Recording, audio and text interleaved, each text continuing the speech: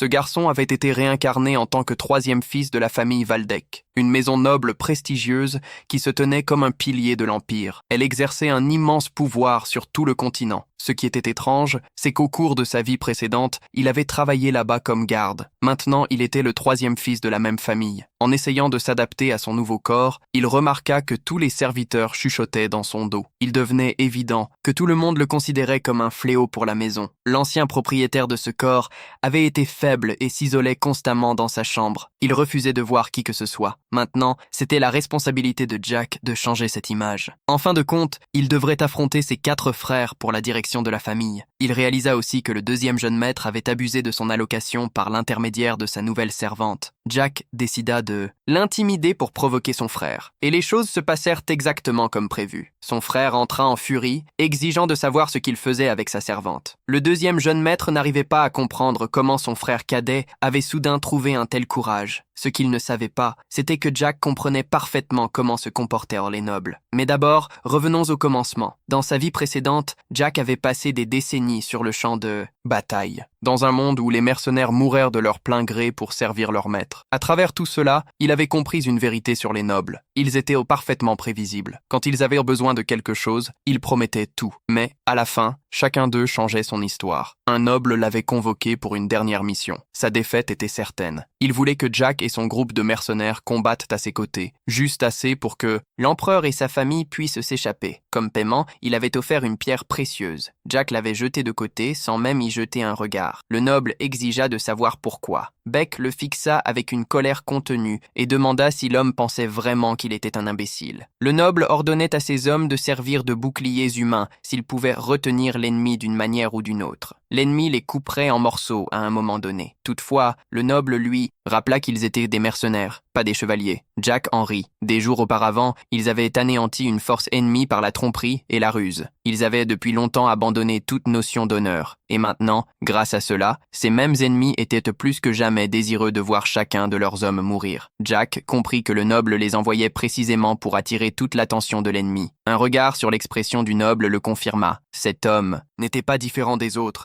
juste un autre déchet portant le visage d'un noble. Son intention devint claire en un instant. Pour protéger ses hommes, il offrirait la tête du noble au camp opposé. En tant que commandant, c'était son devoir, même si cela signifiait offrir sa propre tête avec elle. Le noble pâlit, ne comprenant pas que Jack était prêt à inclure lui-même dans cette offre. Jack le disait calmement, presque avec sérénité, car il était le leader. La responsabilité lui incombait. Ces mots touchèrent le noble plus profondément que n'importe quelle lame, car il ne pouvait comprendre un homme prêt à se sacrifier pour ceux qui étaient en dessous de lui. Quand Jack s'avança pour attaquer, le noble ne s'enfuit pas et ne supplia pas. D'un seul coup, il décapita Jack. Mais, dans ces derniers instants, Jack ressentit la paix. Il avait dit à ses hommes de revenir au moment convenu et savait qu'il serait déjà loin. Son unique regret était qu'il n'aurait plus jamais une autre chance dans la vie. Soudain, il ouvrit les yeux ailleurs. Il n'avait aucune idée d'où il était. Sans avertissement, quelqu'un le frappa violemment au visage, le faisant se réveiller. Jack insulta l'homme, ne comprenant toujours pas ce qui se passait. D'un côté, ses mains rêches et marquées étaient devenues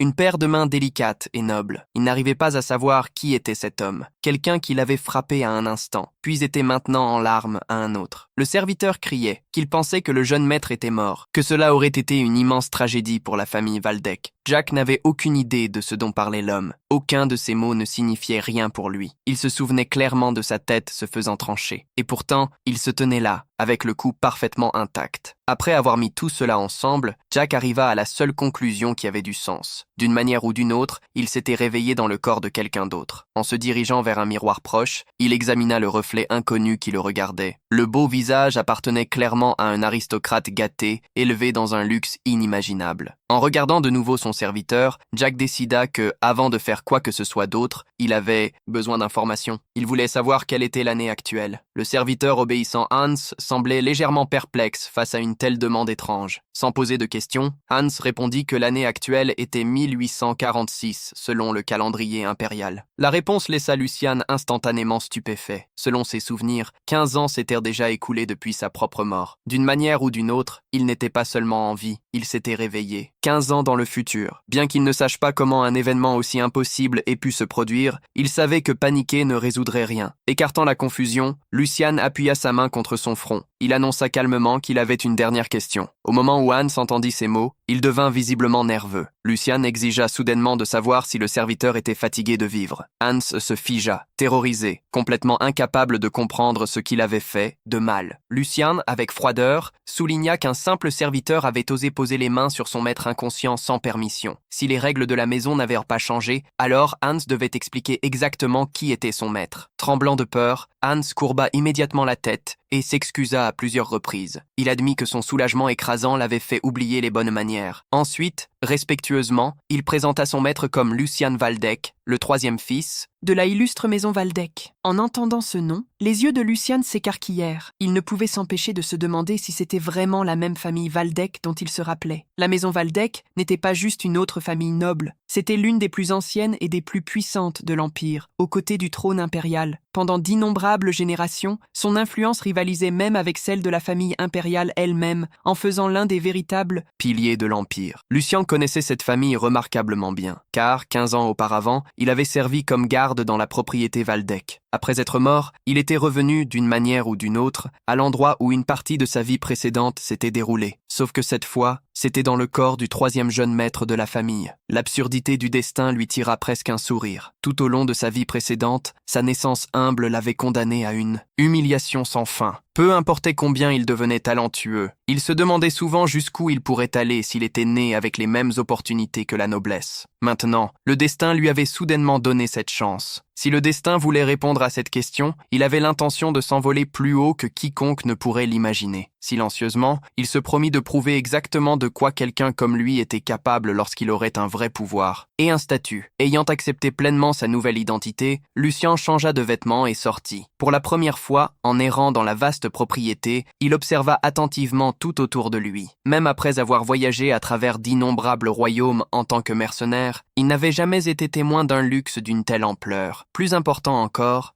Lucian devait encore se familiariser avec son environnement le plus vite possible. En marchant, il remarqua des serviteurs chuchotant entre eux et le regardant. Leurs réactions étranges attirèrent immédiatement son attention. Se tournant vers Hans, il demanda si l'atmosphère avait toujours été aussi étrange ou s'il se passait quelque chose d'inhabituel. Hans expliqua que ces réactions étaient simplement naturelles. Après tout, Lucian s'était enfermé dans sa chambre pendant 1 an et 2 mois, refusant de voir qui que ce soit, sauf son serviteur personnel. Lucian presque rit de l'explication. Il ne comprenait pas quel genre de noble gâté s'enfermerait dans une chambre pendant plus d'1 an. Pourtant, il savait qu'il y avait plus dans l'histoire. La maison Waldeck n'était pas gouvernée par un quelconque aristocrate faible, mais par l'archiduc Sigmund, un héros de guerre légendaire. Ses principes fermes avaient protégé l'Empire pendant des générations. Un homme comme ça ne tolérerait jamais des comportements puérils sans raison. Soit le Lucian original était devenu une telle honte désespérée que tout le monde avait abandonné, soit il y avait une raison cachée pour laquelle même l'archiduc avait laissé cette situation perdurer. Jusqu'à découvrir la vérité, éviter son père semblait la meilleure option. Avant que Lucian puisse partir, un vieil homme, digne, s'approcha rapidement. Le majordome exprima sa joie en confirmant que les rumeurs sur la réhabilitation du jeune maître étaient vraies. Il demanda chaleureusement si Lucian se sentait bien et si marcher lui causait un inconfort. Lucian reconnut immédiatement l'homme. C'était Edwin, le majordome de la maison Waldeck. Même dans sa vie précédente, Edwin était célèbre dans toute la propriété. Bien qu'il soit arrivé comme un otage d'une famille ennemie, ses compétences extraordinaires lui avaient finalement valu la confiance totale de la maison Waldeck. Au fil des ans, il était devenu le gestionnaire de toute la propriété et la main droite de confiance de l'archiduc Sigmund. Lucian réalisa qu'il avait trouvé la personne qu'il attendait. Éviter les anciennes habitudes de mercenaire de Lucian pouvait facilement l'exposer s'il n'était pas prudent. Avec un sourire doux, il remercia Edwin pour son inquiétude et assura qu'il se rétablissait bien grâce aux prières de tous. Il admit s'être isolé aussi longtemps lui avait fait négliger ses responsabilités. C'est pourquoi il voulait inspecter la propriété, personnellement, et voir comment tout évoluait. Il demanda alors poliment si la maison Waldeck continuait à prospérer comme avant. Edwin semblait un peu surpris par le changement dramatique du comportement de Lucian, mais il dissimula derrière un sourire professionnel. Il répondit avec fierté que la maison Waldeck était plus forte que jamais et exprima son soulagement de voir que le jeune maître semblait également en bonne santé. Lucian taquina qu'il était peu probable qu'il y ait des problèmes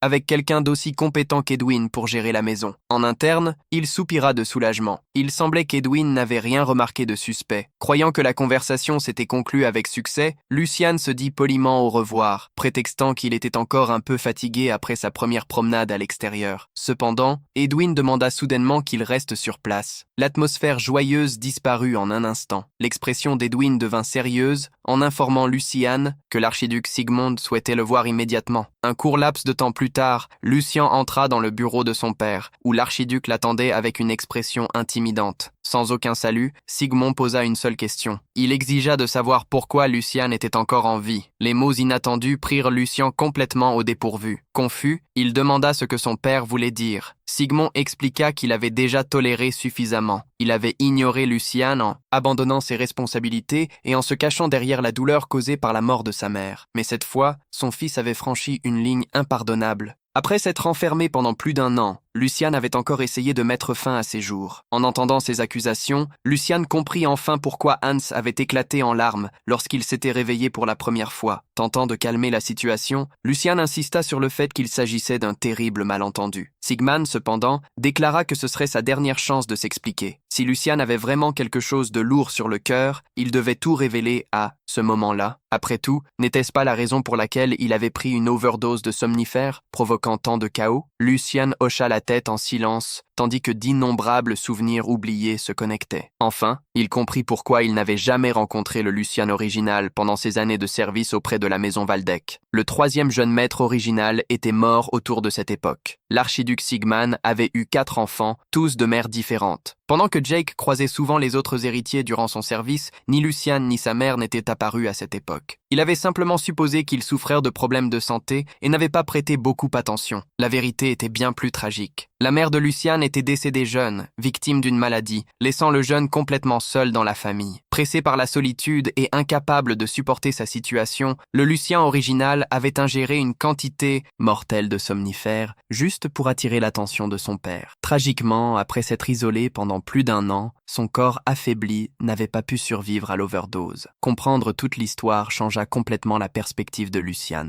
Au départ, il croyait que l'archiduc n'était rien de plus qu'un père froid et indifférent. Maintenant, il réalisait que cet homme avait probablement été profondément inquiet tout ce temps, même s'il ne le montra jamais. Même le plus grand leader militaire restait un père, sous cet extérieur sévère. Malheureusement, Lucien ne pouvait pas se permettre de plonger dans les émotions des autres. Son propre avenir était suspendu à un fil. Sigmund avait déjà laissé parfaitement clair que c'était la dernière chance de Lucien. Une mauvaise réponse pourrait tout détruire. Dans le meilleur des cas, il serait exilé dans un monastère éloigné pour le reste de sa vie. Dans le pire, il serait banni vers la froide frontière du Nord, condamné à lutter contre des monstres dans une misère sans fin. Lucien avait sacrifié trop pour obtenir cette nouvelle vie. Il n'y avait pas moyen de permettre le conflit familial d'un autre de le priver de l'avenir qui lui avait été donné. Après avoir pris une profonde inspiration, Lucien déclara respectueusement que, si son père désirait vraiment entendre ses pensées, il parlerait honnêtement. Il s'excusa sincèrement d'avoir honte pour le nom honorable de la maison Waldeck. Quelle que soit la punition que l'archiduc déciderait, il l'accepterait sans se plaindre. Sigmund répondit avec impatience que des mots élégants ne pouvaient effacer le passé. Avant que l'archiduc puisse continuer, Lucien l'interrompit respectueusement. Au lieu de s'attarder sur ce qui ne pouvait jamais être changé, peut-être devait-il célébrer ce qu'il restait encore. Le passé était perdu à jamais, mais il avait survécu de manière miraculeuse et n'avait plus l'intention de vivre emprisonné par de vieux regrets. À partir d'aujourd'hui, il souhaitait vivre uniquement pour l'avenir. Alors, Lucien fit une dernière demande. Il demanda à Sigmund, non pas en tant que puissant archiduc de la maison Waldeck, mais simplement en tant que père, de donner un seul conseil à un fils qui désirait véritablement changer. Un fils repentant en quête de pardon et un père l'accueillant à nouveau. Ce ne serait pas le lien que le ciel avait prévu entre père et fils. Même Edwin ne put cacher sa surprise. Le timbre du jeune maître, qui tremblait à chaque son, se positionnait maintenant avec assurance devant l'archiduc. L'atmosphère dans le bureau avait complètement changé. Sigmund resta silencieux pendant un long moment,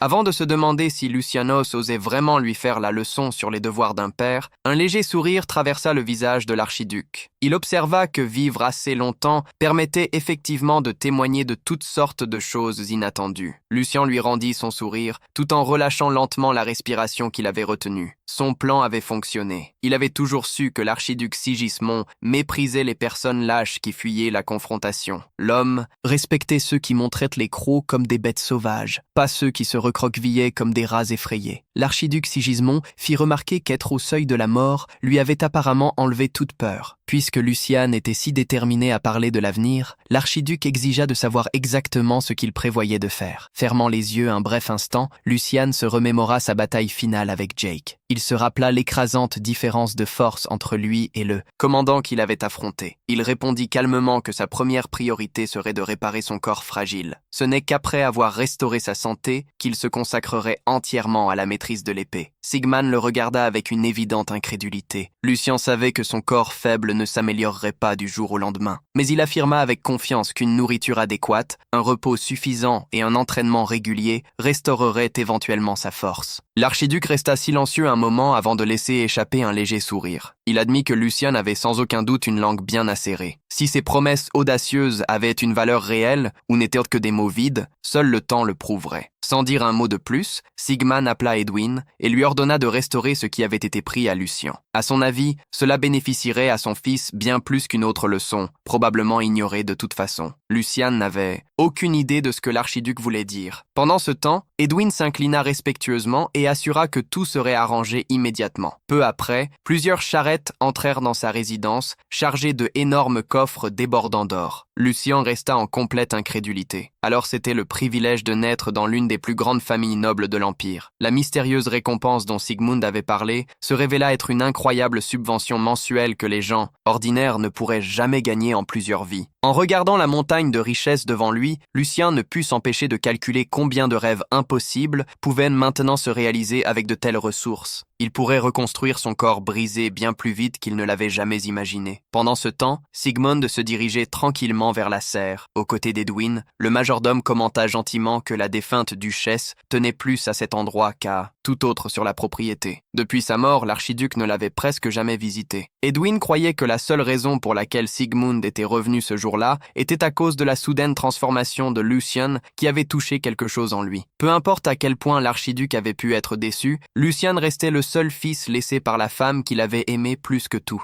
L'abandonner complètement n'avait jamais été une option réelle. Sigmund fixa lentement son regard à travers la serre avant de faire remarquer que l'ancien Lucien avait toujours semblé être une vue lamentable. Ses yeux effrayés bougeaient constamment, comme s'il s'attendait à un danger venant de toutes les directions. Chaque fois que quelqu'un élevait la voix, il recula immédiatement comme un chien battu. Comparé au caractère fort de sa mère, le garçon semblait avoir hérité seulement de son apparence. Cependant, la rencontre d'aujourd'hui força Sigmund à reconsidérer cette croyance. Pour la première fois, Lucien le regarda droit dans les yeux et parla sans peur. Edwin sourit, convenant que, selon lui, le jeune maître avait agi avec une remarquable maîtrise de soi et une tranquille dignité. Lucien a toujours été gentil et attentionné par nature. Cela le faisait souvent paraître beaucoup plus faible que ses frères. Pourtant, le sang de la maison Waldeck coulait toujours dans ses veines. Sigmund a répondu que les mots seuls signifiaient très peu. Le chemin à venir mettrait Lucien à l'épreuve bien plus sévère qu'une simple conversation ne pourrait jamais le faire. Edwin a ensuite révélé un autre problème. Bien que l'argent de poche mensuel de Lucien ait été officiellement rétabli, leur enquête a révélé des preuves que quelqu'un volait une partie de ses fonds. Tout pointait vers la participation du deuxième jeune maître, Georges Waldeck. De plus, Georges avait renvoyé la gouvernante chargée de s'occuper de Lucien et l'avait secrètement remplacée par une de ses propres personnes. Ainsi, il pouvait surveiller tout ce qui se passait autour de son petit frère. Sigmund n'était pas particulièrement surpris. Il a admis que Georges avait un talent considérable, mais son obsession, étroite, était toujours sa plus grande faiblesse. Il comprenait pourquoi Georges n'aimait pas les parents de Lucien du côté de sa mère. Permettre à des personnes riches de contrôler chaque décision limiterait simplement son avenir. Edwin a demandé respectueusement si des mesures spéciales devaient être prises pour protéger le troisième jeune maître. L'archiduc a immédiatement refusé. Edwin a questionné si laisser Lucien seul face à de tels stratagèmes pouvait être trop dur. Étant donné qu'il venait à peine de commencer à se rétablir, Sigmund a répondu calmement que rien de tout cela ne se serait produit si Lucien avait prêté attention aux gens autour de lui depuis le début. Le sang de la maison Waldeck pouvait donner la clé, mais seules ses propres mains pouvaient ouvrir la porte. 3 jours plus tard, Lucien s'enferma à nouveau dans sa chambre, tandis que Hans gardait l'entrée fidèlement. Le serviteur croyait que son jeune maître réfléchissait probablement à la difficile conversation avec l'archiduc. Ici, son argent de poche avait enfin été rétabli. Hans supposait que Lucien essayait de se remettre émotionnellement après avoir enduré une douloureuse confrontation avec son père. Pourtant, Lucien ne se concentrait pas sur des questions familiales. Chaque pensée dans son esprit tournait autour de la façon de dépenser sa fortune nouvellement acquise. À l'intérieur de la chambre, d'innombrables outils alchimiques recouvraient les tables, alors que Lucien préparait soigneusement une formule spéciale. La sueur dégoulinait de son front, tandis qu'il comparait chaque étape avec des notes écrites dans un vieux livre. Il a réalisé que Hans devait déborder de questions. Après tout, le troisième fils de la maison Waldeck avait soudainement commencé à expérimenter avec l'alchimie, malgré le fait qu'il n'ait jamais touché à un tel équipement auparavant. Plus étrange encore, il avait ordonné l'achat d'une herbe incroyablement rare appelée Moonrest. C'était une plante mystérieuse qui ne fleurissait qu'à la lumière de la lune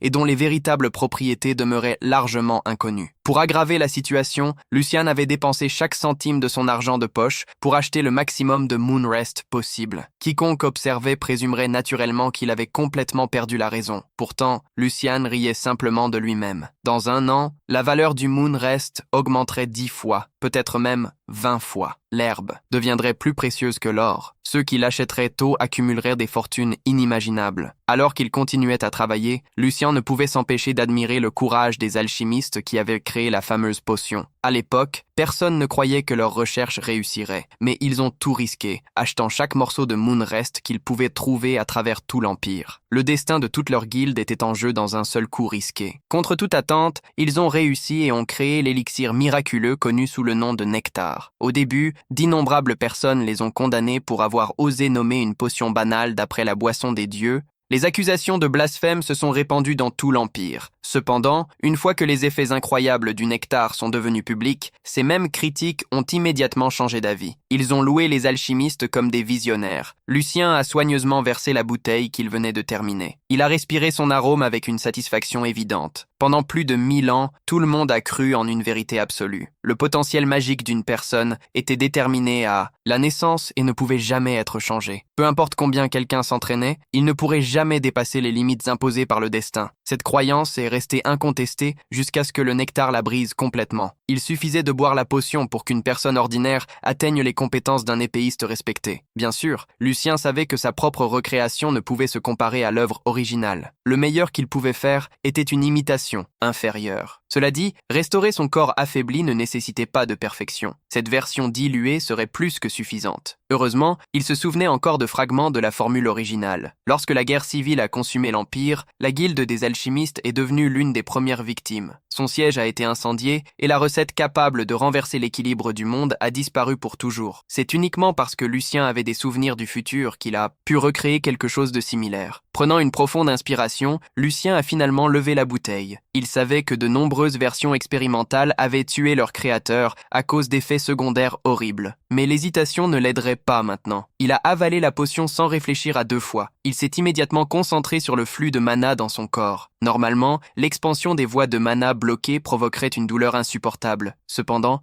quelque chose d'inattendu s'est produit. Au lieu de résistance, le mana circulait facilement dans chaque canal, comme s'il était enfin rentré chez lui. Même les nouveau-nés avaient des impuretés naturelles qui restreignaient leur circulation. Mais le corps de Lucien semblait presque complètement exempt de tels défauts. Cette découverte choquante l'a laissé sans voix. Lucien original avait-il réellement été l'un de ces prodiges qui apparaissent une fois par génération, dont le talent dépassait la compréhension ordinaire? Quand la nuit est tombée, Hans avait attendu devant la porte de la chambre pendant des heures. Enfin, la porte s'est ouverte lentement. Lucien a demandé calmement si quelque chose d'inhabituel s'était produit pendant qu'il était occupé. Hans a presque pleuré. Il a rappelé à son jeune maître combien de temps s'était écoulé. Il a avoué avoir appelé à plusieurs reprises de l'extérieur sans recevoir de réponse. Comme Lucien avait interdit à quiconque d'entrer, tout ce que Hans pouvait faire était d'attendre, terrifié, craignant que quelque chose de terrible ne se soit produit à l'intérieur. Le serviteur a examiné Lucien de la tête aux pieds avant d'appeler son nom à voix basse. Bien qu'il sache que l'homme devant lui était sans aucun doute son jeune maître, quelque chose semblait complètement différent. Lucien a juste souri pour lui-même. Hans connaissait le Lucien original mieux que quiconque, donc il n'était pas surprenant qu'il ait remarqué le changement. Extérieurement, la transformation est restée subtile, car ce corps fragile avait encore besoin de nourriture adéquate et de temps pour se rétablir. Les véritables changements se produisaient sous la surface, grâce à l'incroyable talent naturel caché dans le corps de Lucien. Sa force augmentait à un rythme incroyable. En termes de potentiel brut, il pouvait déjà rivaliser avec les héros légendaires qui façonneraient l'histoire. Si tout se passait comme prévu, dans un an, il retrouverait ses compétences de combat qu'il avait quand il était le redouté capitaine mercenaire. Plaçant ses mains sur les épaules de Hans, Lucien a déclaré que rien de tout cela n'aurait été possible sans l'aide fidèle de son serviteur. Hans avait l'air complètement confus, incapable de comprendre ce qu'il voulait dire. Lucien a simplement souri avant de lui parler.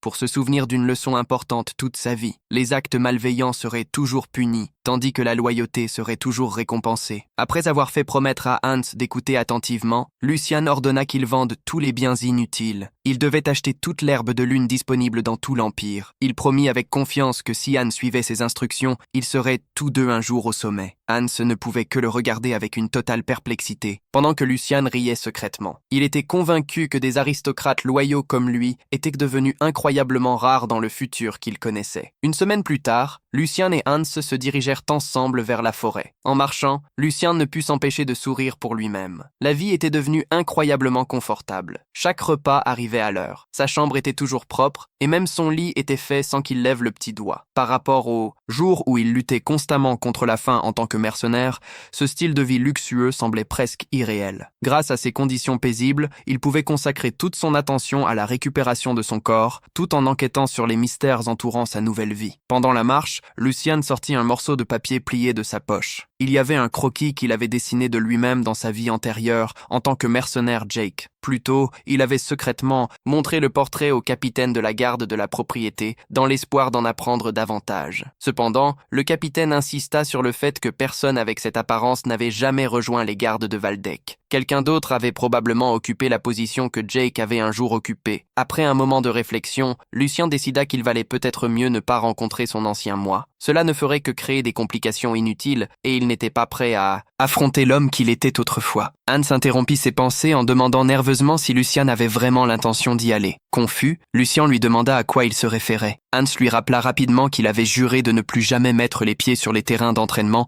après ce qui s'était passé. En entendant cela, Lucien commença enfin à rassembler les événements autour du propriétaire original de ce corps. Comme l'escrime était obligatoire pour tous les enfants de la maison Waldeck, Jordi avait probablement utilisé ces séances d'entraînement comme excuse pour tourmenter son petit frère. Au lieu de lui enseigner, il avait rempli Lucien d'une telle peur qu'il n'osait même plus s'approcher des terrains de pratique. Lucien rassura Hans en lui disant qu'il n'y avait plus rien à craindre. Ce qui s'était passé appartenait au passé et ses souvenirs ne le contrôlaient plus. Bien que Hans ait encore l'air inquiet, Lucien lui dit avec confiance de simplement lui faire confiance. Le serviteur effrayé acquiesça à contre-cœur et suivit son jeune maître vers les champs d'entraînement de la propriété. Pendant ce temps, un chevalier nommé Hendrik reçut la nouvelle que le troisième jeune maître s'était rendu volontairement sur les champs d'entraînement. Le reporter le laissa sincèrement surpris. Son subordonné expliqua que Lucien inspectait actuellement la zone avec son serviteur. Il caressait sa moustache pensivement. Hendrik se demandait pourquoi ce timide petit était revenu soudainement. Il n'avait certainement pas oublié l'incident humiliant d'il y a un an. Souriant pour lui-même, il ordonna qu'on informe immédiatement Jordi Waldeck. Pendant que le deuxième jeune maître faisait le chemin jusqu'à là-bas, Hendrik avait l'intention de préparer une réception plutôt désagréable. Pendant ce temps, Lucien examinait silencieusement les énormes champs d'entraînement. L'endroit dépassait toutes les expectations qu'il avait imaginées. D'innombrables armes de haute qualité étaient disposées sur les étagères. Les vastes champs de pratique offraient plus que suffisamment d'espace pour toute forme d'entraînement au combat. En regardant autour de lui,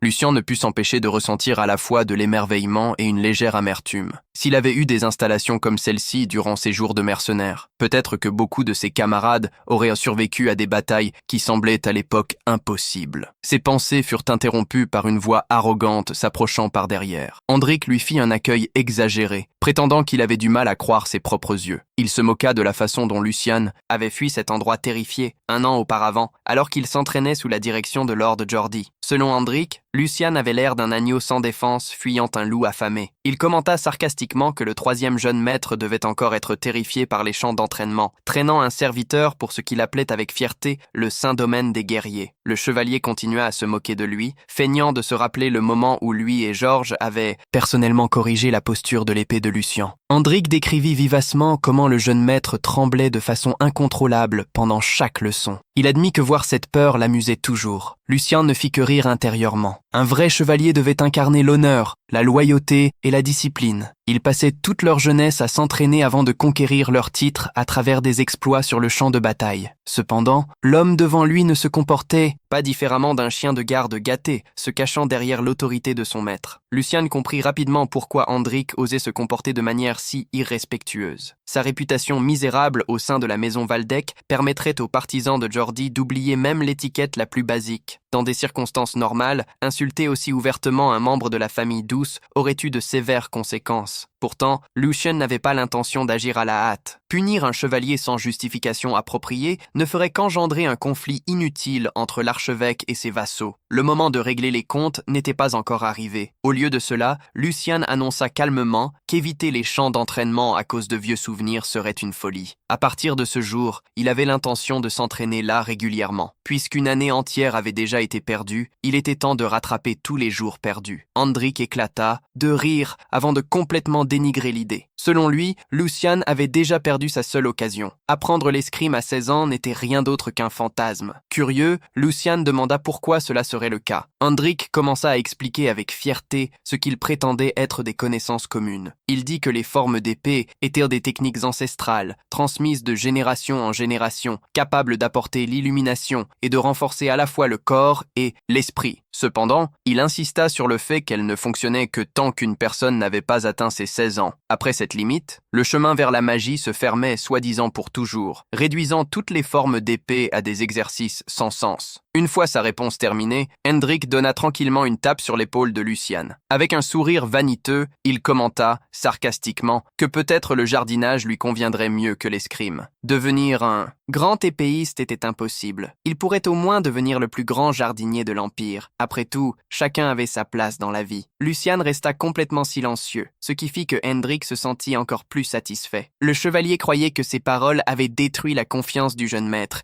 exactement comme il le souhaitait. Cependant, en lui-même, Lucien s'amusait presque. L'affirmation selon laquelle le potentiel magique d'une personne disparaissait à 16 ans était une totale absurdité. Une simple expérience serait suffisante pour exposer ce mensonge. Pourtant, Hendrik ne semblait clairement pas intéressé par les faits. Son véritable objectif avait toujours été d'humilier Lucien devant tous. Au lieu de discuter directement, Lucien a soudainement adopté les manières hésitantes du corps original. Il a murmuré que quelque chose ne semblait pas correspondre à ce qu'il avait appris avant. D'après ce qu'il savait, le chemin vers la magie restait ouvert jusqu'à l'âge de 35 ans. Si cela était vrai, rien ne l'empêchait de commencer son entraînement maintenant. Hendrik a ressenti un froid dans le ventre, mais il a rapidement caché cela derrière un sourire moqueur. Il a demandé sarcastiquement si Lucien était vraiment si confiant dans des informations aussi ridicules. Lucien s'est excusé innocemment et a demandé à voix haute si son frère, Georges Waldeck, croyait la même chose. Hendrik a immédiatement répondu que, bien sûr, Georges était d'accord, car c'était un fait universellement reconnu. Entendant exactement ce qu'il voulait, Lucien a souri pour lui-même. Il a admis avec désinvolture que son frère lui avait en effet dit la même chose. Puis, sans avertissement, Lucien a passé ses mains sur sa tête et a crié dramatiquement qu'une terrible malédiction semblait être tombée sur la maison Waldeck. Hendrik avait l'air complètement perplexe, tandis que Lucien lamentait haut et fort le destin tragique de la famille. Si ces fausses informations se répandaient réellement dans la propriété, combien de personnes talentueuses auraient déjà perdu la chance de devenir de grands guerriers? Faisant semblant d'être déprimé, il a déclaré qu'il était dévastateur de penser que son propre frère pouvait, sans le savoir, contribuer à un tel désastre. Hendrik l'a regardé avec une totale confusion, incapable de comprendre où la conversation était allée. Lucien s'est dramatiquement frappé la poitrine avant de supplier que personne ne l'arrête. Si les paroles d'Hendrik étaient vraies, la maison Waldeck faisait face à une honte inimaginable. Sûrement, un chevalier loyal ne tromperait jamais un des propres fils de l'archiduc. Lucien a innocemment demandé si Hendrik s'attendait réellement à ce qu'il croie qu'un chevalier de la maison Waldeck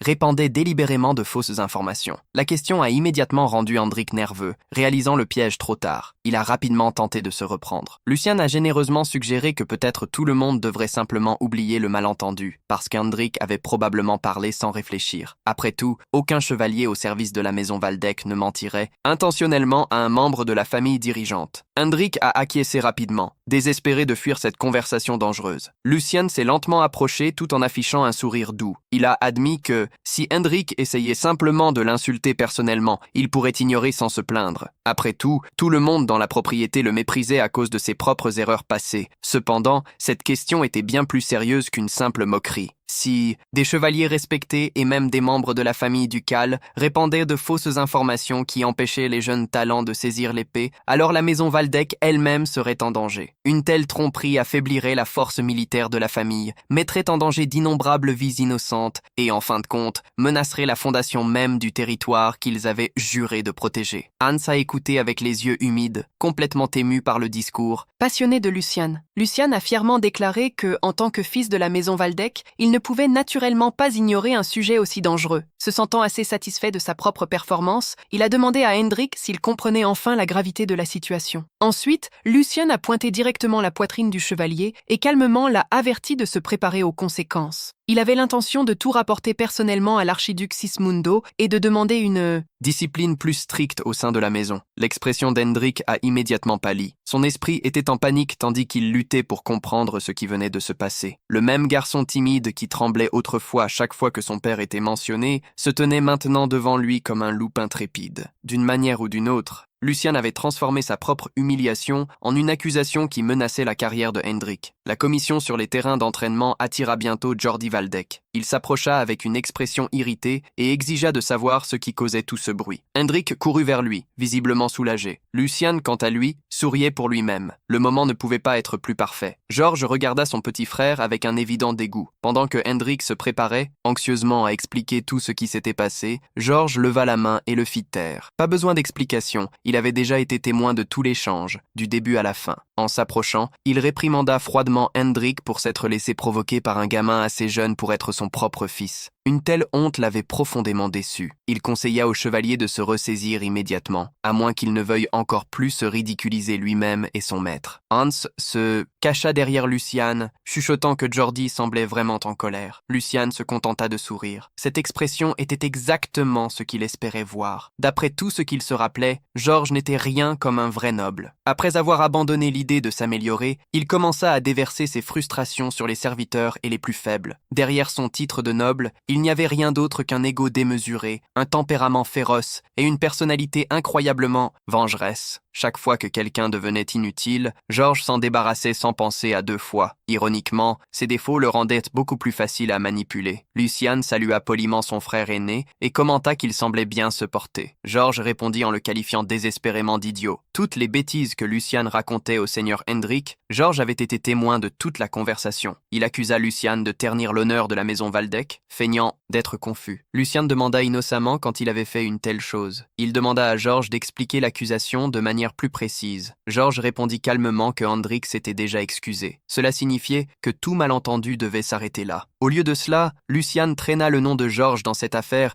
et tenta de semer la discorde dans la famille. Cependant, Georges déclara qu'il n'avait pas l'intention de réprimander son petit frère. Contrairement à Lucien, le seigneur Hendrik avait versé du sang pour la maison Waldeck et avait prouvé à maintes reprises sa loyauté sur le champ de bataille. Pendant ce temps, Lucien avait fui rien de moins qu'un cours d'escrime avant de critiquer les chevaliers loyaux. Il devrait apprendre à respecter les guerriers qui avaient protégé sa famille pendant des générations. Se tournant vers les chevaliers rassemblés, Jordi s'excusa pour la perturbation causée par son petit frère. Il balaya l'incident comme une bêtise d'enfant et demanda poliment la compréhension de tous. À partir de maintenant, il promettait de veiller de plus près sur son frère à problème. En voyant Georges manipuler habilement la situation, Lucien dut admettre que son frère n'était pas aussi idiot qu'il en avait l'air au premier abord. En quelques phrases seulement, Jordi s'était transformé en noble pacificateur, tandis que Lucien paraissait être le fauteur de troubles. Lucien répondit avec un sourire tout aussi agréable. Il loua Jordi pour avoir géré le malentendu avec tant de générosité et admis que le désaccord entre lui et le seigneur Hendrik avait été en fait quelque peu mineur. Strictement parlant, son frère aîné aurait dû le réprimander pour avoir parlé sans réfléchir. Au lieu de cela, Georges avait montré une générosité remarquable en enseignant une leçon importante à son petit frère. Après tout, Lucien confessa, embarrassé, qu'il en était arrivé à l'appeler sans cerveau. Hans paniqua immédiatement et essaya désespérément de l'empêcher de dire quoi que ce soit de plus. Lucien l'ignora complètement. Il déclara dramatiquement qu'il était profondément désolé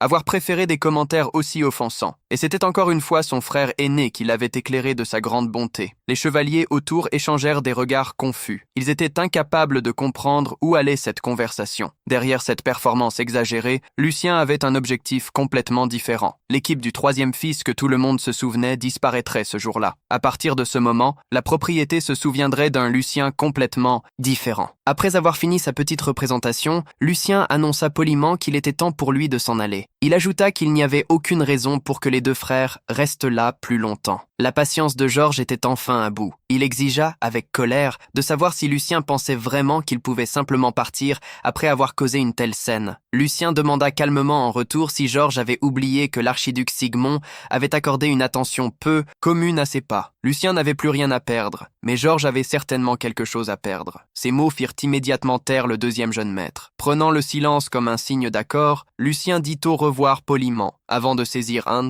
et de l'inciter silencieusement à marcher plus vite. Plus il quittait les terrains d'entraînement, mieux c'était. Une fois disparu, Hendrik s'approcha prudemment de Jordi et lui demanda s'ils allaient vraiment laisser Lucien partir sans punition. Jordi resta silencieux, ses yeux fixés furieusement sur la silhouette de son frère cadet qui s'éloignait. Son expression seule révélait que la question était loin d'être résolue. Une fois qu'ils furent à l'abri des terrains d'entraînement, Hans regarda nerveusement derrière lui plusieurs fois. Il demanda anxieusement s'il s'en tirerait vraiment sans conséquence. Plus que quiconque, Hans comprenait la personnalité effrayante de Georges. Même s'il ne se vengeait pas, publiquement, il pouvait facilement faire en sorte que quelqu'un embusque Lucien dans une ruelle sombre où personne ne découvrirait jamais la vérité. Lucien dit gentiment à son serviteur terrifié de se calmer. Après avoir servi sous des dirigeants incompétents dans sa vie précédente, il comprenait exactement combien c'était misérable quand un supérieur créait des problèmes sans fin et abandonnait tous ceux qui devaient gérer les conséquences. Sourire rassurant, Lucien promit que rien de tout cela n'arriverait. Aucun chevalier n'oserait l'attaquer de manière aussi imprudente. Même si quelqu'un essayait, il ne resterait pas là à attendre de mourir. Lucien tendit alors la main vers Hans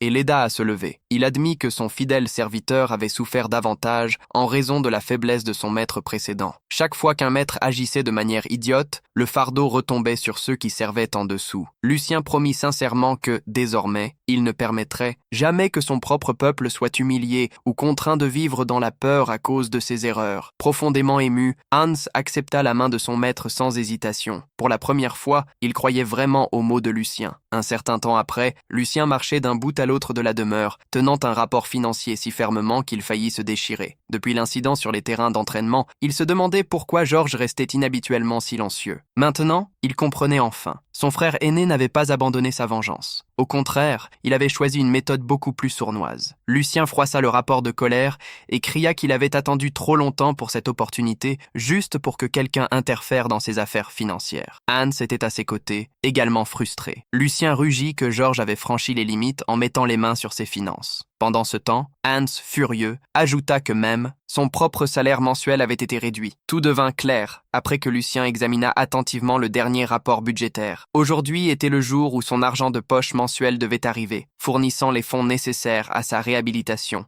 et des projets futurs. Au lieu de cela, il découvrit que son allocation personnelle avait été réduite de 75%. Le salaire de Hans avait également été diminué de presque un tiers. Il ne fallut pas longtemps à Luciano pour comprendre exactement qui était responsable. La nouvelle femme de ménage principale désignée pour sa résidence avait silencieusement manipulé les finances de la propriété. Le détournement de fonds était considéré comme l'un des crimes les plus graves dans la société noble. Parfois, cela conduisait à la peine de mort. Pourtant, quelqu'un avait osé toucher aux fonds alloués à l'archiduc. Lucien comprit immédiatement pourquoi, après la mort de sa mère, l'original Lucien avait confié le contrôle de ses finances à quelqu'un d'autre. Cela avait créé l'opportunité parfaite pour d'autres de prendre le contrôle. Dans le passé, une fidèle femme de ménage nommée Dana avait géré la maison de Lucien avec loyauté. Cependant, Jordi l'avait remplacée par quelqu'un de complètement différent. Déterminé à découvrir la vérité, Lucien se dirigea directement vers les quartiers des serviteurs. Là, il trouva une jeune femme qui l'accueillit avec un sourire poli. Elle se présenta comme Jenny, la nouvelle femme de ménage principale, remplaçant Lady Dana. Comme Lucien avait passé plus d'1 an enfermé dans sa chambre, elle expliqua que c'était en fait leur première rencontre en face à face. Avec impatience, il s'avança, ordonnant avec colère qu'elle montre du respect en s'adressant au jeune maître. Lucien arrêta gentiment son serviteur avant que la discussion ne puisse s'intensifier. Il admit que Jenny n'avait pas totalement tort. Il n'y avait pas de sens à perdre du temps à discuter de trivialités alors que des questions bien plus importantes exigèrent de l'attention. Sans une conversation inutile, il plaça le rapport financier devant elle et demanda calmement si elle avait personnellement préparé le budget de la maison.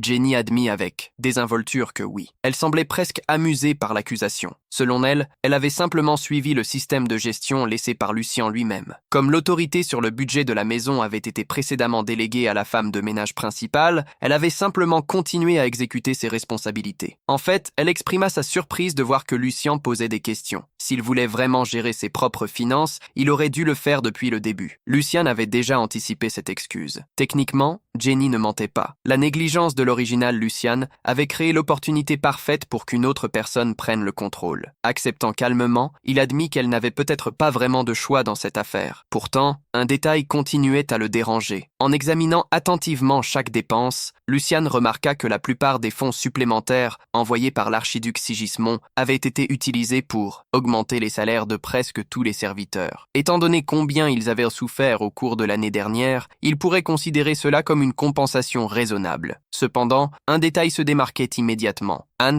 qui avait été loyal à ses côtés tout le temps, n'avait pas reçu d'augmentation. En fait, il avait subi une réduction de salaire. Luciano demanda calmement à Jenny si cela ne lui semblait pas un peu trop évident. Jenny se contenta de rire. Elle affirma qu'elle n'avait même pas remarqué cette petite erreur. Gérer toute la maison demandait un effort énorme. Cela rendait impossible de remarquer chaque petit faux pas. En regardant les employés autour d'eux, elle demanda avec confiance si ce n'était pas vrai. Bien que plusieurs serviteurs aient visiblement été effrayés, ils forcèrent des sourires jaunes et acquiescèrent rapidement. Voyant leur réaction craintive, Luciano comprit que continuer la conversation ne mènerait à rien. Avec un soupir, déçu, il se tourna et dit à Hans qu'il s'en allait. Cependant, avant de s'éloigner, il s'arrêta et regarda Jenny une dernière fois. Lucien informa calmement qu'il avait juste une dernière question. Elle devait réfléchir longtemps avant d'y répondre. Alors il demanda qui était son véritable maître, tout en arborant un sourire suffisant. Jenny répondit que, si Lucien voulait la réponse, Lucien devrait demander au jeune maître Jordi plus tard dans la nuit. Il conclut que s'il voulait vraiment survivre à la maison Waldeck, il devrait d'abord éliminer la corruption qui fermente à la surface. Dans cet esprit,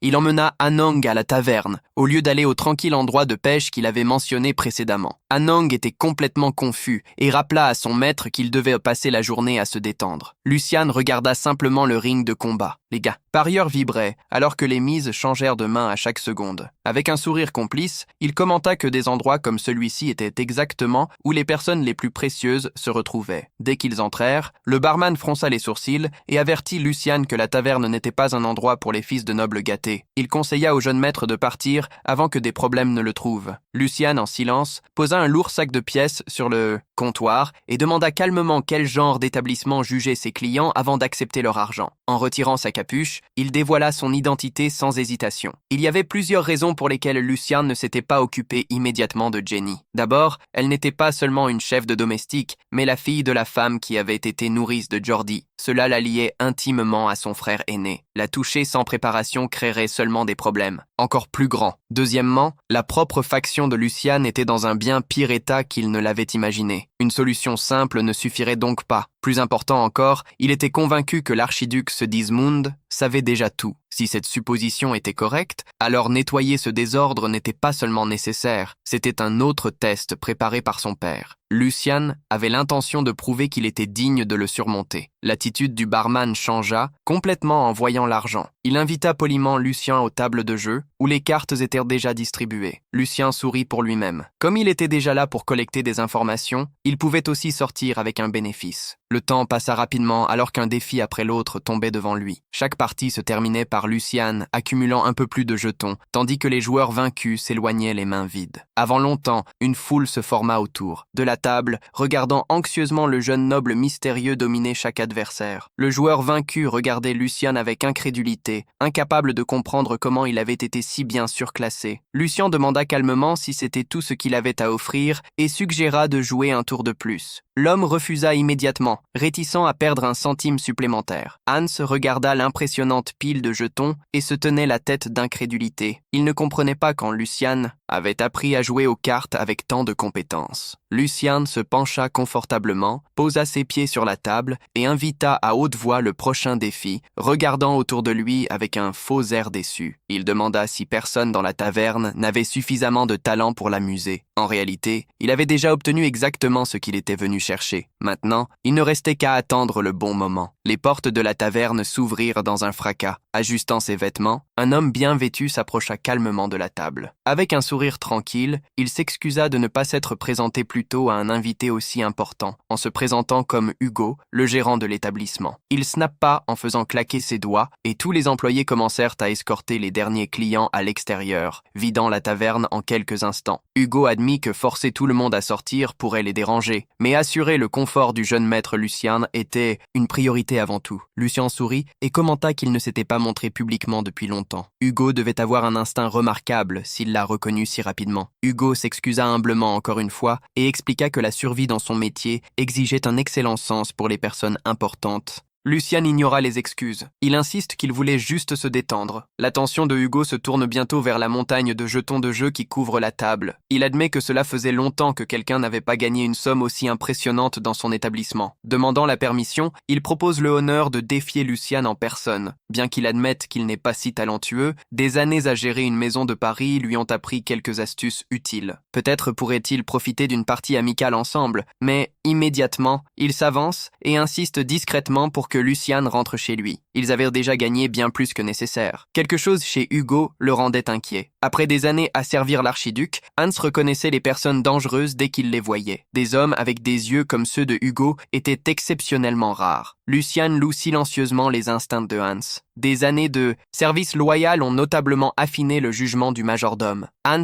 avait absolument raison. L'homme devant eux serait un jour connu sous le nom de Hugo Black Shark, l'une des figures les plus craintes du monde criminel de l'Empire. Lucian se souvenait clairement de l'avenir de Hugo, commençant en tant que simple homme de main survivant dans des ruelles sales. Hugo n'avait que la force brute et une ambition impitoyable. Par la violence, la manipulation et d'innombrables plans, il avait progressivement pris le contrôle de maisons de jeu, de routes de contrebande et même de réseaux d'assassinats. Finalement, il domine tout le monde criminel, englobant 5 territoires. Plus tard, lorsque l'Empire s'est effondré dans le chaos, Hugo a exploité cette turbulence. Il a gagné le titre de baron et a même gravi les échelons jusqu'à devenir l'un des généraux de l'Empire. Cependant, à ce moment-là, il n'était encore qu'un nobody inconnu. C'est précisément la raison pour laquelle Lucian était venu aujourd'hui. Il avait l'intention de capturer le futur Black Shark avant que quiconque puisse le faire. Lucian accepte joyeusement l'invitation de Hugo. Hugo propose un simple jeu de cartes, sans limite de mise, insistant sur le fait qu'il ne voulait pas qu'un hôte si honoré s'ennuie. Lucian, enthousiaste, frappe son poing dans sa main et loue l'attitude généreuse de Hugo. Enfin, il avait trouvé quelqu'un capable d'avoir une conversation intéressante. Bien que Hugo sourit poliment, ses pensées étaient bien moins respectueuses.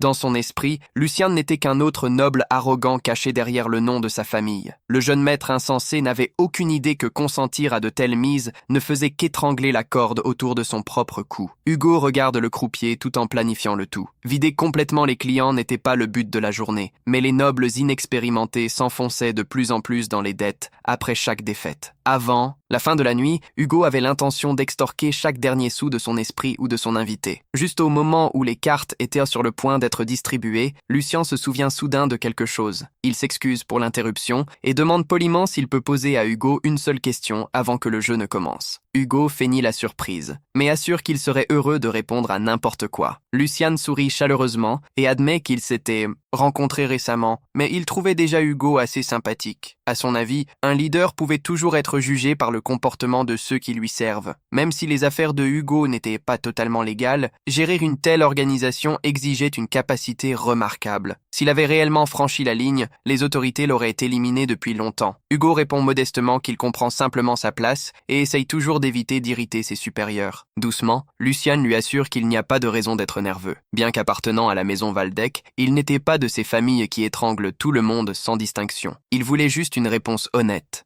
Lucian a demandé calmement quand la production à grande échelle commencerait. Hugo cligna des yeux, confus, feignant de ne pas comprendre la question. Lucian lui dit de ne pas jouer à l'innocent. Il parlait de la substance hallucinogène illégale, produite secrètement à Vestra. Au moment où ces mots sortirent de la bouche de Lucian, l'atmosphère dans la taverne se figea instantanément. Tous les serveurs regardèrent, choqués, tandis que Hans regardait entre les deux hommes, totalement incrédule. Hugo força une expression confuse et demanda de quoi Lucian parlait. Des hallucinogènes? Il affirma qu'il n'avait jamais entendu parler de cela. Lucien ignora son acte et continua calmement. Il demanda si Hugo n'avait pas été engagé par la maison Logan pour inonder le territoire de Waldeck avec des substances illégales et déstabiliser la région. Lucien soupira de manière dramatique, comme s'il était déçu. Il commenta qu'il était presque embarrassant de penser que la maison Logan avait recours à des tactiques aussi mesquines. Puis, il marqua une pause avant de se corriger. Peut-être que Hugo ne se contentait pas de suivre des ordres. Qui sait si tout le plan venait de lui? Quoi qu'il en soit, établir une opération de ce type dans le territoire de Waldeck était la pire décision que quelqu'un puisse prendre. Tout ce que Lucian décrivait ne serait normalement pas découvert avant 2 ans. Finalement, l'archiduc Sigmond recevrait des rapports exposant l'opération de drogue et mettrait tout fin. Cependant, d'ici là, Hugo aurait déjà disparu sans laisser de traces. Grâce aux souvenirs de sa vie précédente, Lucian connaissait chaque étape de cet avenir avant même qu'il n'arrive. La sueur commença lentement à perler sur le front de Hugo. S'inclinant respectueusement, il insista sur le fait qu'il y avait eu un terrible malentendu. Il n'était qu'un humble propriétaire de taverne, essayant de gagner sa vie honnêtement. Comment quelqu'un comme lui pourrait-il gérer des substances illégales? Tremblant de la tête aux pieds, il affirma désespérément que des rivaux jaloux devaient avoir répandu des rumeurs malveillantes pour ruiner sa réputation. Si Lucien lui donnait la chance, il découvrirait personnellement qui avait lancé de tels mensonges. Lucien calmait une autre question. Puisque Hugo insistait sur le fait que les rumeurs étaient fausses, alors la boutique de riz qu'il opérait secrètement n'était certainement qu'une affaire normale. Cela signifierait aussi que le tunnel souterrain en dessous était simplement une sortie de secours, plutôt qu'une route de contrebande. Pour la première fois, une peur authentique apparut dans les yeux de Hugo. Si Lucian savait tant sur la fausse façade que le passage secret, les excuses étaient devenues superflues. L'esprit de Hugo courut à travers d'innombrables possibilités avant d'arriver à la plus dangereuse. Peut-être que tuer Lucian immédiatement était la seule option restante. Le jeune noble était presque arrivé sans protection. Un des subordonnés de Hugo saisit silencieusement une arme cachée. Avant que quelqu'un puisse bouger, Lucian nous avertit calmement de réfléchir à 2 fois avant de commettre une telle erreur. Hans tremblait de terreur, convaincu qu'ils allaient mourir. Lucian, cependant, resta parfaitement composé. Il rappela à Hugo qu'un homme qui était arrivé si haut par la ruse devrait savoir mieux que de jeter sa propre vie de manière si imprudente. Attaquer l'héritier de la maison Waldeck. Dans le territoire de Waldeck, n'était pas différent de signer sa propre sentence de mort. La confiance de Hugo s'effondra complètement. Réalisant qu'il n'avait pas de moyen de s'échapper, il se jeta immédiatement à genoux et implora miséricorde. Il remerciait sans cesse le destin de Lucien l'avoir visité personnellement plutôt que d'envoyer des soldats. Sinon, sa tête serait déjà en train de rouler sur le sol. Entre larmes, il jura une loyauté absolue. Si Lucien lui ordonnait de devenir un chien, il aboyerait. Voyant son maître s'agenouiller, chaque employé suivit immédiatement l'exemple. La taverne entière résonnait bientôt de suppliques désespérées de pardon. Lucien examina calmement les jetons de jeu empilés. Devant lui, il a alors lancé l'une d'elles sur la table avec un léger geste. En baissant les yeux vers Hugo, il a commenté qu'un chien obéissant n'avait aucune raison d'avoir peur. Par coïncidence, il était à la recherche de personnes compétentes. Le visage d'Hugo s'est illuminé d'un soulagement écrasant. Il a immédiatement déclaré qu'il exécuterait n'importe quel ordre, sans hésitation. Lucian a légèrement souri, avant de faire remarquer qu'une telle obéissance aveugle semblait plutôt ennuyeuse. Hugo ne lui paraissait pas être le genre d'homme destiné à passer sa vie entière prisonnier comme un chien de chasse. Alors Lucien s'est penché en avant et a posé une question qui a brisé la contenance du criminel. Hugo voulait devenir un chevalier. Les mots ont résonné indéfiniment dans l'esprit d'Hugo. Devenir un chevalier avait été le plus grand rêve de son enfance. Malheureusement, la réalité avait écrasé ce rêve depuis longtemps. Peu importait combien il s'entraînait ou combien de sang il versait. Sa naissance modeste le condamnait toujours à rester un outil jetable aux yeux de la noblesse. Le statut, et non le talent, déterminait tout. Incapable de se contrôler, Hugo a failli s'effondrer à nouveau au sol. Il a admis qu'il vendrait son âme si cela signifiait devenir un chevalier. Avec des lèvres tremblantes, il a demandé si un tel miracle était vraiment possible. Lucian a répondu sans la moindre hésitation, jurant par l'honneur de la maison Waldeck. Il a promis que la naissance, à elle seule, ne serait jamais un obstacle pour Hugo, tant qu'il possédait suffisamment d'honneur et de dignité. Il se tenait debout fièrement comme un vrai chevalier. Lucien déciderait personnellement que cela arriverait. Regardant droit dans les yeux d'Hugo, il a posé une dernière question. Hugo préférait-il continuer à vivre comme un outil de quelqu'un d'autre ou enfin vivre comme un véritable être humain? Quelques jours plus tard, Lucien a rassemblé tous les serviteurs, travaillant dans sa résidence dans une seule cour. Il a annoncé calmement qu'il avait une nouvelle importante à partager. Sans perdre de temps, il a présenté le plus récent membre de sa maison, un guerrier capable, recruté personnellement en dehors de la propriété. Au signe de Lucien, Hugo a avancé, s'est présenté respectueusement et a déclaré qu'à partir de ce jour, il servirait fidèlement le jeune maître Lucien aux côtés de tous les autres. Au lieu d'accueillir leurs nouveaux compagnons, les serviteurs ont répondu par un silence gênant. Lucien a lentement regardé autour de lui pour observer leurs expressions figées avant d'applaudir distraitement, comme si tout s'était déroulé exactement comme prévu. Alors que les présentations étaient terminées, il a joyeusement demandé à quelqu'un d'aller chercher la gouvernante en chef pour qu'elle puisse accueillir comme il se doit le nouveau membre de la maison. Plusieurs serviteurs l'ont regardé avec incrédulité, se demandant pourquoi il voulait soudainement la voir. Lucien a souri innocemment et a répondu que la gouvernante en chef devait naturellement accueillir un nouveau serviteur. Après tout, personne ne voulait être désapprouvé comme la dernière fois. Donc, se rapporter d'abord à la gouvernante en chef occupée semblait être la chose à faire. Leurs réactions effrayées ont confirmé exactement ce que Lucien avait prévu. Les serviteurs ne le voyaient plus comme leur vrai maître. Pour eux, le troisième jeune maître n'était qu'une corde pourrie qui pouvait se rompre à tout moment, tandis que l'autorité de Jordi éclipsait tout le reste. Si c'est ainsi que la peur s'était profondément enracinée, alors Lucien avait l'intention de l'arracher complètement. Un serviteur, prudemment, a fait un pas en avant et a supplié Lucien de comprendre sa position. Tout le monde savait que le seigneur Georges soutenait personnellement la gouvernante en chef, laissant les serviteurs ordinaires sans aucune autorité. Bientôt, les autres se sont joints, demandant à Lucien de ne pas créer de problèmes inutiles. Ils ont insisté pour dire qu'ils voulaient simplement continuer à vivre des vies paisibles comme avant. Finalement, Lucien a perdu patience. Il a crié avec colère pour que tout le monde reprenne son bon sens et se souvienne de ses obligations. Le véritable maître de cette propriété était le jeune maître Lucien.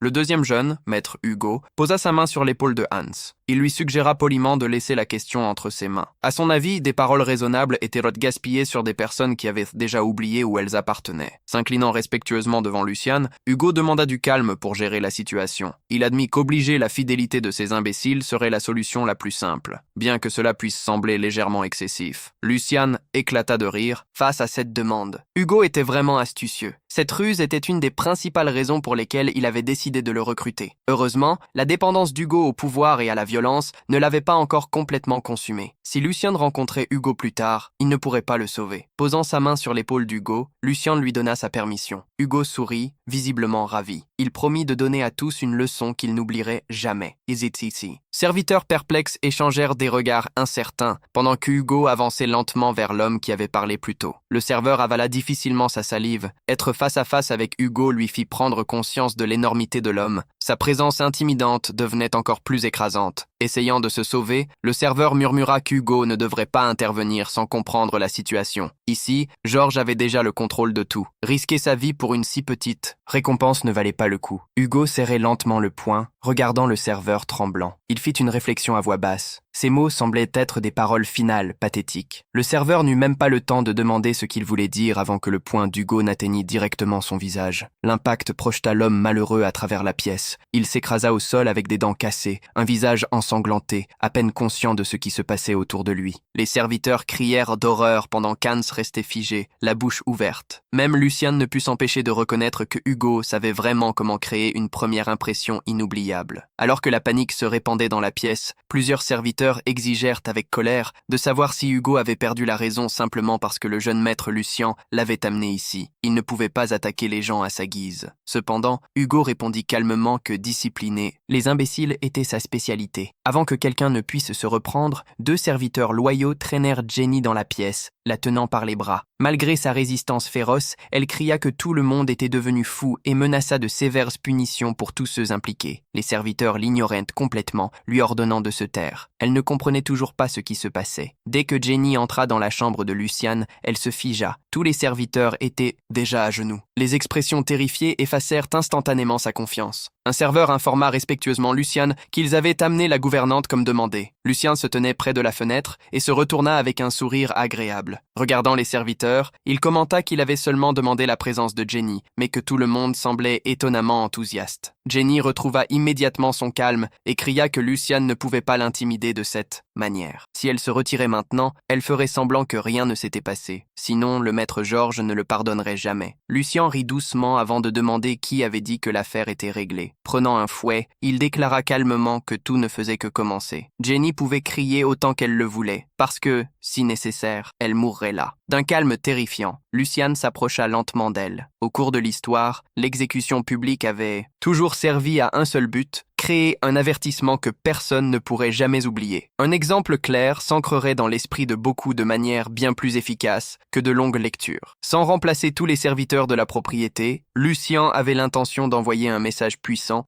assez pour rétablir l'ordre à lui seul. Lorsque leurs regards se croisèrent, Jenny ressentit quelque chose d'effrayant. Aujourd'hui, Lucien ne punissait pas simplement une servante. Il envoyait un message directement à toute la maison Waldeck. L'équipe du 3e jeune maître, dont tout le monde se souvenait, avait disparu à jamais. Lucien signala à un serviteur de maintenir Jenny fermement à sa place. Forcée de s'agenouiller, Jenny l'alerta désespérément de bien réfléchir. Si jamais il blessait un seul cheveu sur sa tête, Georges ne lui pardonnerait jamais. Sa mère avait été la nourrice de Georges depuis l'enfance, les rendant pratiquement comme une famille. Lucien resta silencieux pendant plusieurs instants, avant de demander calmement si c'était vraiment les seules dernières paroles qu'elle souhaitait laisser. Si elle prévoyait de passer ses derniers instants à répéter le nom de Jordi, cela semblait être un terrible gâchis. Certainement, elle avait au moins un meilleur argument. Jenny ouvrit la bouche, mais ne réussit plus à dire quoi que ce soit. Lucien expliqua tranquillement que Jenny avait complètement mal compris la situation. Il avait déjà des motifs légaux plus que suffisants pour l'exécuter. Elle avait insulté un noble, ignoré des ordres directs, abusé de son autorité, encouragé l'insubordination et détourné des fonds de la maison. Le fait qu'elle ait grandi aux côtés de Jordi ne lui conférait pas une immunité face aux punitions. Que s'attendait-elle? À ce que son précieux maître réalise? Au mieux, Georges pourrait frapper Lucien quelquefois avant de se calmer. Si l'archiduc Sigismond intervenait, Georges n'aurait peut-être même pas cette opportunité. Lucien lui rappela que Georges n'était qu'un des nombreux héritiers qui se disputaient à la succession. À ce moment-là, il était un autre fils légitime de la maison Waldeck. Il lui avait déjà donné plusieurs occasions de corriger ses erreurs, mais elle avait obstinément poussé la situation à ce point. La confiance de Jenny s'effondra complètement. Son corps entier tremblait de manière incontrôlable, alors qu'elle pleurait en admettant qu'elle avait tort, suppliant pour miséricorde. Elle implora le jeune maître Lucien de lui épargner la vie. Lucien la regarda sans changer d'expression, lui disant calmement de blâmer sa propre malchance. Il leva le fouet. Un craquement aigu résonna dans la pièce. Le sang éclaboussa le sol, alors que le fouet coupait le dos de Jenny. Peu après, la nouvelle de l'incident parvint à Georges. Courant dans les couloirs du manoir, il murmurait sans cesse que les rapports ne pouvaient pas être vrais. Quelques jours plus tôt, Lucien avait été impuissant face aux insultes de Jenny. Maintenant, la même équipe du frère cadet avait complètement perdu la raison et menaçait de l'exécuter. La situation devenait encore plus étrange lorsque Jordi apprit que tous les serviteurs qu'il avait secrètement stationnés autour de la résidence de Lucien avaient disparu. Ces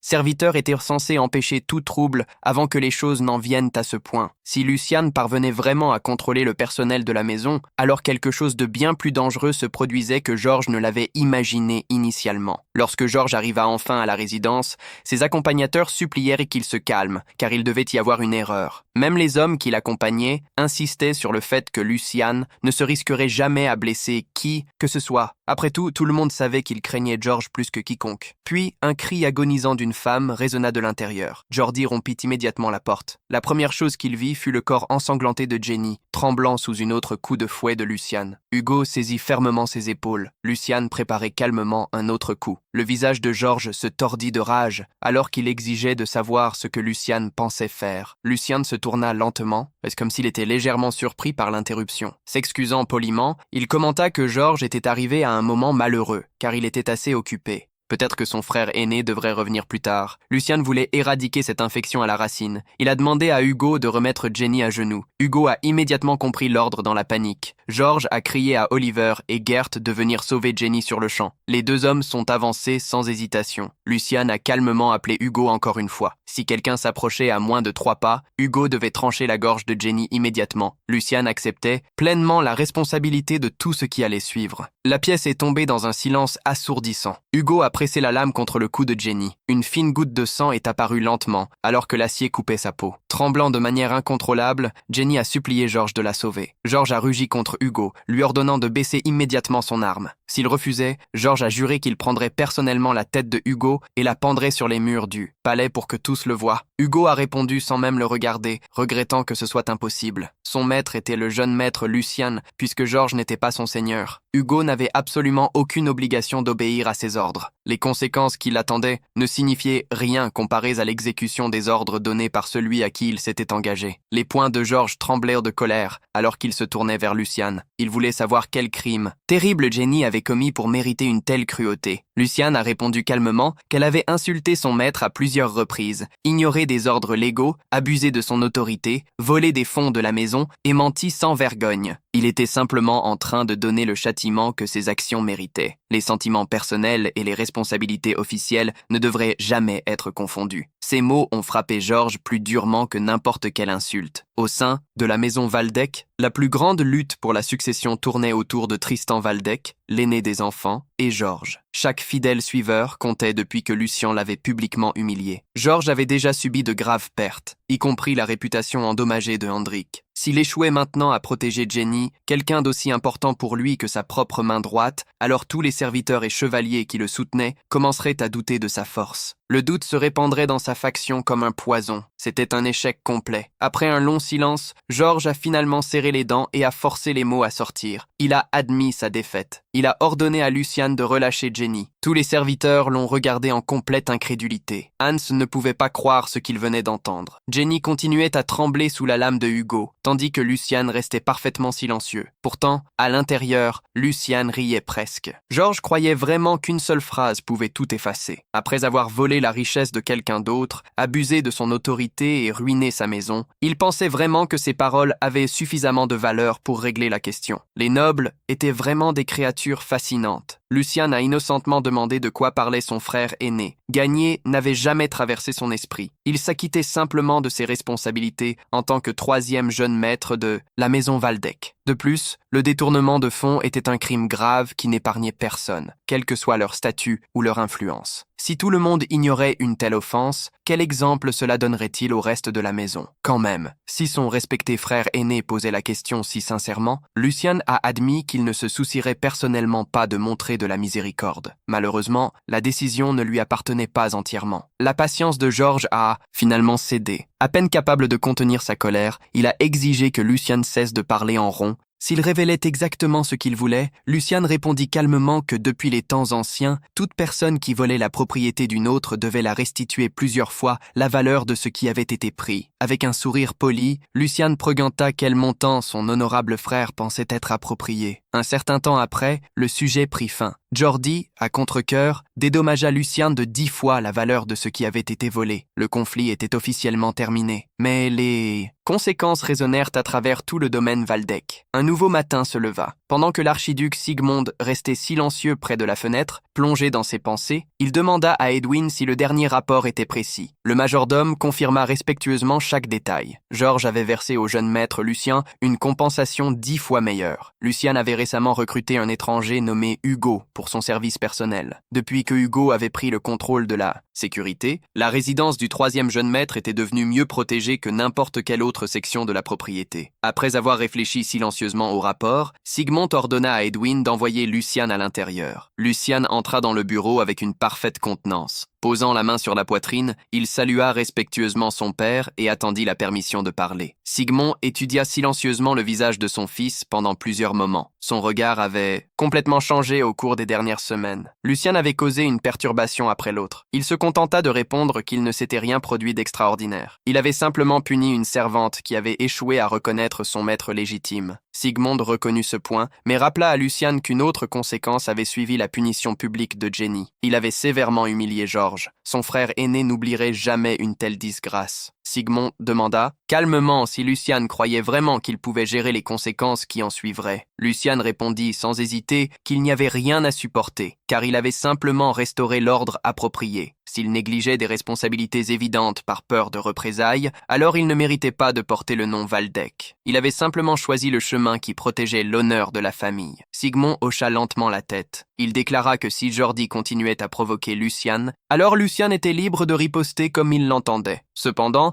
si leur conflit personnel devait un jour escalader au point de nuire à la maison Waldeck, Sigmund se rangerait immédiatement du côté de George, peu importe qui avait raison ou tort. Lucian cligna des yeux, surpris. Confus, il demanda pourquoi son père prendrait une telle décision. Sigmund expliqua calmement que George avait passé des années à contribuer à la maison Waldeck tout en servant à l'étranger. Contrairement à son frère aîné, Lucian était resté inactif pendant plus d'1 an. En tant que chef de famille, Sigmund favorisait naturellement l'héritier qui apporterait le plus grand bénéfice à la maison. Les sentiments n'avaient pas leur place dans ce calcul. Lucian réfléchit silencieusement à ces mots avant de comprendre soudainement leur véritable signification. Au lieu de décourager la compétition, son père lui ordonnait pratiquement de surpasser Jordi. Si Lucian souhaitait un traitement égal, il devait d'abord devenir plus précieux que son frère. Sigmund confirma exactement cela. Si Lucian voulait une réponse différente à l'avenir, il devait augmenter sa force ainsi que sa valeur pour la maison Waldeck. Ce n'est qu'alors que la famille le reconnaîtrait différemment. Lucian sourit intérieurement. Tout devint soudainement clair. Son père n'essayait pas d'apaiser la rivalité entre les frères. Au contraire, il avait l'intention de l'intensifier pour que les deux héritiers deviennent plus forts, grâce à la compétition. Par la façon directe dont Sigmund s'exprimait, la lutte pour la succession commencerait probablement beaucoup plus tôt que prévu.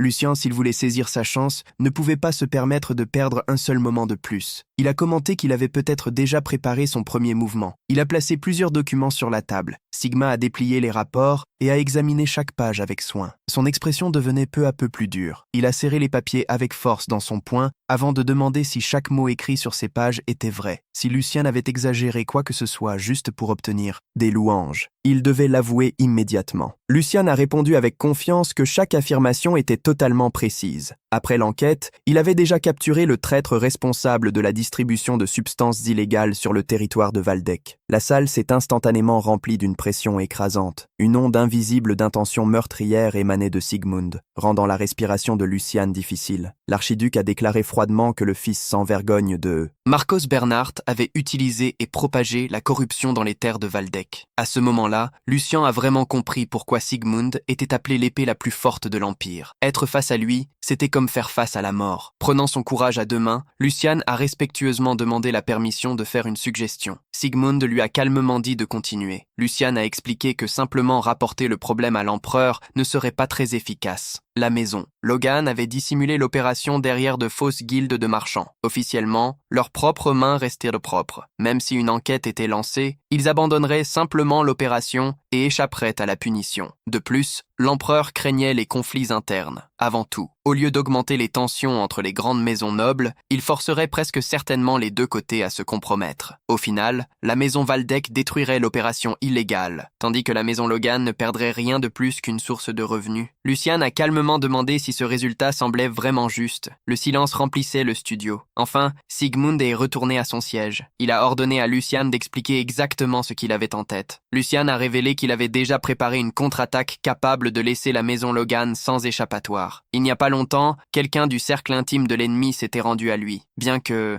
Cet homme n'est pas de titre noble. Il avait gagné la confiance complète de la maison Logan et avait gravi les échelons jusqu'au poste de majordome. Grâce à cette position, il supervisait les fournitures qui circulaient dans toute l'opération. Sigmund a immédiatement compris que le mystérieux subordonné dont Edwin avait parlé auparavant était en réalité un informateur. Regardant Lucian avec un intérêt renouvelé, Sigmund a demandé si son 3e fils avait l'intention d'utiliser le propre, traître de l'ennemi contre eux. Lucian a hoché la tête, confirmant que c'était exactement son plan. Comme le majordome supervisait personnellement la logistique, personne au sein de la maison Logan ne soupçonnerait la trahison. Il continuerait à croire que toute l'opération restait parfaitement sécurisée. Une fois que tout se déroulerait selon le plan, l'une des figures clés de la maison Logan finirait par se dévoiler. Sigmund a admis que c'était une stratégie exceptionnellement audacieuse, mais qui contenait une grande faiblesse. Lucian avait misé sur un seul facteur imprévisible, un traître recruté parmi les négligés. La nature humaine ne pouvait pas simplement être réécrite. Sigmund a averti son fils que faire confiance à quelqu'un de peu recommandable mènerait à la ruine. Lucian a souri calmement et a expliqué qu'il ne faisait pas confiance à l'homme en lui-même, mais plutôt à son désir.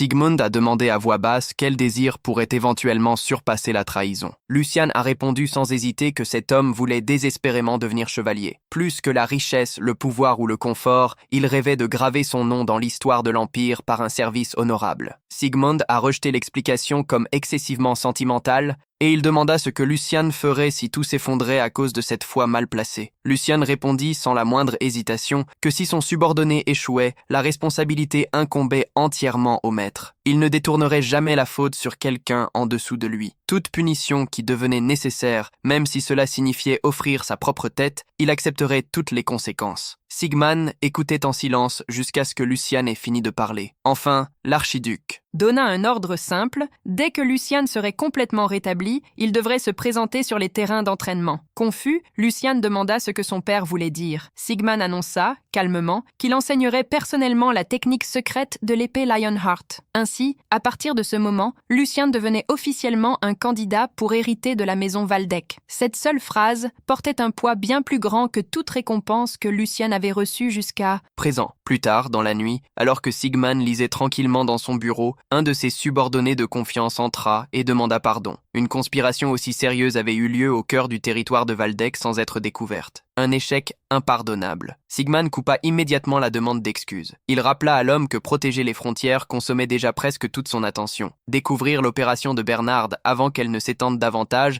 n'avait été qu'une chance. Bernard avait parcouru d'énormes distances pour rester invisible. Son véritable objectif n'avait jamais été seulement l'argent. Sigmund croyait que Bernard entendait utiliser l'opération comme un levier politique face à l'empereur dans le futur. Même alors que l'Empire était au bord du chaos, le vieil homme se souciait uniquement de renforcer sa propre position. Cependant, il y avait un autre sujet qui intéressait encore plus Sigmund. Quel genre d'homme Hugo était-il devenu? Officiellement, Hugo n'était pas plus que le gestionnaire rude d'une maison de Paris. Secrètement, cependant, il contrôlait une organisation respectée même dans le monde du crime. Un homme comme ça n'était pas du genre à servir quelqu'un d'autre sans raison. Pourtant, Lucian avait personnellement recherché ses alliances et conquis sa loyauté complète. Sigmund réfléchit en silence à l'ascension brutale de Hugo à travers les ténèbres. Un homme comme Hugo aurait déjà été écrasé depuis longtemps s'il avait suivi des promesses vides ou des rêves impossibles. La seule explication était qu'il voyait vraiment un potentiel extraordinaire en Lucian, un potentiel digne de risquer sa propre vie. Après un long silence, Sigmund prit enfin sa décision. Les événements progressaient beaucoup plus vite qu'il ne l'avait initialement prévu, mais Lucian avait déjà prouvé qu'il était digne d'une plus grande responsabilité. Le lendemain, Sigmund commandait personnellement son troisième fils dans les Sais, technique secrète d'escrime transmise dans la maison Waldeck. Le subordonné acquiesça respectueusement que c'était la décision la plus sage. Il demanda alors si l'archiduc avait déjà choisi quelqu'un pour superviser l'entraînement formel à l'épée de Lucian. Sans hésiter, Sigmund répondit qu'il comptait convoquer Sir Eisen. Bien que le vieux maître d'épée avançât en âge, Sigmund croyait que ni Lucian ni Sir Eisen ne gâcheraient l'occasion qui les attendait. Après un certain temps, la nouvelle de la nomination de Lucian se répandit dans le palais, laissant tout le monde stupéfait. Hans avait du mal à croire ce qu'il venait d'entendre, les yeux écarquillés. Il demanda nerveusement si Lucian parlait sérieusement. Il était vraiment devenu un candidat officiel pour hériter de la maison Waldeck? Lucian soupira et se demanda combien de fois il devrait encore répéter la même réponse avant que Hans ne le croie enfin. Il demanda à Hugo, d'une voix basse, de faire quelque chose à propos du servant débordé. Hugo souleva immédiatement Hans de ses pieds et lui dit calmement de se ressaisir, compte tenu des extraordinaires capacités du jeune maître. Atteindre une position comme celle-ci était tout à fait naturel. De plus, si Hans avait vraiment l'intention de rester aux côtés de son maître à l'avenir, ses mains ne devraient pas trembler chaque fois qu'une bonne nouvelle arrivait. Hans cligna des yeux dans la confusion avant de demander ce que Hugo voulait dire par être à ses côtés. Ah si, l'espoir apparut lentement dans ses yeux en se demandant si Hugo venait de l'appeler la main droite de Luciane. Les larmes se formèrent immédiatement, alors qu'il se demandait si quelqu'un comme lui méritait réellement un tel honneur. Bien qu'il ait servi Luciane plus longtemps que quiconque, il croyait que ses propres compétences étaient encore insuffisantes comparées à quelqu'un d'aussi capable que Hugo. Il n'arrivait pas à imaginer être à la hauteur. Hugo rit et commenta que Hans était aussi humble que toujours. Cette modestie lui allait bien, mais elle frôlait la dévalorisation personnelle. Hans se gratta la tête de manière maladroite en demandant à Hugo d'arrêter de le gêner. En regardant l'interaction des deux, Lucien ne put s'empêcher de sourire. Les mercenaires expérimentés savaient vraiment comment juger les gens. Lucien s'approcha finalement et expliqua que Hugo avait absolument raison. Il avait délibérément partagé la nouvelle uniquement avec les deux avant que l'annonce officielle ne soit faite au reste de la propriété. Hans avait toujours été timide et cette personnalité douce pouvait facilement devenir une faiblesse.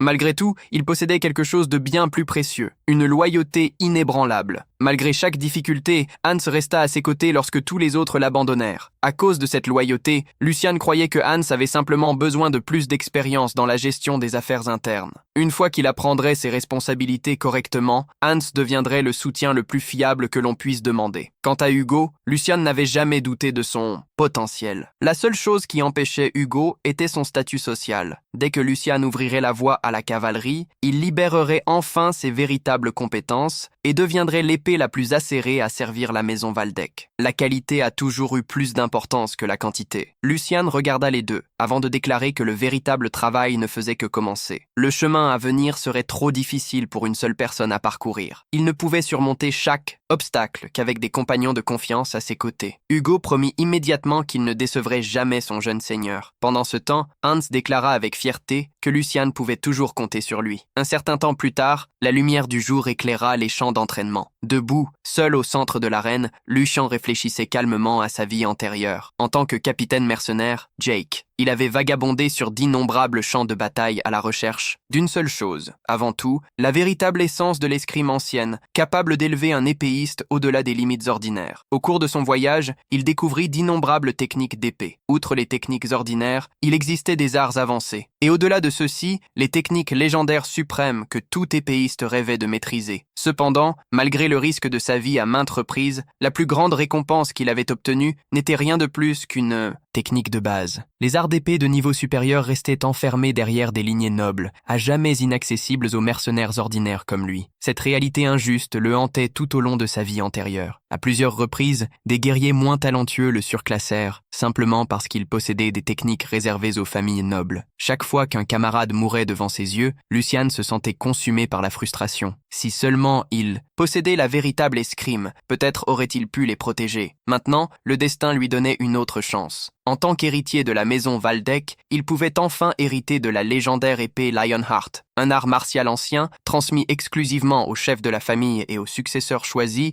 Les techniques les plus puissantes n'étaient rien comparées à son pouvoir. Rien que penser à apprendre un art si grandiose faisait battre son cœur d'excitation. Bien que l'entraînement ne fût pas encore commencé, Luciane attendait déjà dans l'arène depuis l'aube. Il était assis, immobile, sur le sol, essayant de se calmer. Dans sa vie précédente, personne ne lui avait appris correctement. Chaque leçon avait été acquise à travers le sang et la survie désespérée. Pour la première fois, il aurait l'occasion d'étudier avec un vrai maître. Pendant que des oiseaux volaient trop paisiblement dans le ciel, Sir Eisen s'approchait de l'arène au loin. Voyant Luciane assis parfaitement immobile, il l'observa en silence pendant plusieurs moments. Un temps considérable s'était déjà écoulé, mais le jeune ne bougea pas d'un centimètre. Quoi qu'il se fût passé récemment, cela l'avait transformé complètement. L'enfant peureux dont Sir Eisen se souvenait avait disparu. Ses pensées revinrent à une récente conversation avec l'archiduc Sigmund. L'archiduc avait personnellement demandé à Sir Eisen de devenir l'instructeur de Luciane. Au début, le vieux maître d'épée croyait qu'il y avait peu d'espoir pour ce troisième jeune maître. Cependant, en observant Lucien de plus près, il remarqua quelque chose d'étonnamment intéressant. Peut-être que cette tâche deviendrait bien plus amusante que prévu. Sigmund avait simplement dit que Sir Eisen comprendrait tout après avoir vu Luciane de ses propres yeux. Maintenant, devant lui, Sir Eisen comprit exactement ce que l'archiduc voulait dire. Luciane reconnut immédiatement l'homme âgé qui s'approchait de l'arène. Ce n'était pas simplement un autre chevalier, c'était le légendaire Saint Maître d'épée. Le Saint Maître d'épée représentait la plus haute réalisation qu'un maître d'épée pouvait atteindre. après avoir complètement maîtrisé la circulation de mana. Au cours de la longue histoire de l'Empire, seulement une poignée avait conquis un tel titre. Parmi les maîtres d'épée, ils étaient des légendes vivantes dont le pouvoir frôle le divin. Sir Aizen s'inclina calmement devant Lucian avant de le saluer. Cela faisait beaucoup d'années depuis qu'ils s'étaient vus pour la dernière fois, remontant aux célébrations d'anniversaire de Lucian. À partir d'aujourd'hui, Sir Aizen servirait personnellement de mentor à Lucian. Lucian faillit perdre son assurance. Il avait mentionné qu'un vieux chevalier servant la maison Waldeck superviserait son entraînement. Pourtant, personne ne lui avait dit que l'instructeur serait en fait le saint maître d'épée. Se reprenant rapidement, Lucian fit une révérence respectueuse et exprima sa gratitude pour recevoir des conseils d'une figure aussi légendaire. Il demanda sincèrement à Sir Aizen de prendre bien soin de lui. Aizen fit un geste de la main de façon désinvolte. Le titre de saint maître d'épée n'avait que peu de signification pour lui. Maintenant, il se considérait comme un vieux. De plus, Lucian était désormais officiellement l'un des héritiers de la maison Waldeck. Il n'était pas approprié qu'un homme de son statut s'incline si profondément. Lucian sourit poliment. Bien que préserver la dignité de la maison Waldeck fût important, le respect devait toujours être montré à ceux qui le méritent réellement. La franchise seule ne pourrait effacer les réalisations d'un homme qui avait consacré toute sa vie à l'épée. Pour la première fois, Sir Aizen remarqua la détermination brûlante dans les yeux de Lucian. Après un bref silence, le vieux maître sourit chaleureusement et admit que, si Lucian insistait pour le traiter de cette manière, il ne s'y opposerait pas. Avec les présentations faites, Sir Aizen suggéra de commencer immédiatement. En pointant vers les terrains d'entraînement, il instructa calmement Lucian de courir plusieurs tours autour de l'arène, sans poser une seule question. Lucian se retourna immédiatement et commença à courir. Sir Aizen l'observa avec surprise, avant de l'appeler rapidement pour qu'il s'arrête. Lucian n'avait pas de questions. Il ne devait pas se demander combien de tours il devait compléter ou quelle était l'importance de cet exercice. Lucian admettrait honnêtement qu'innombrables questions surgissaient dans son esprit.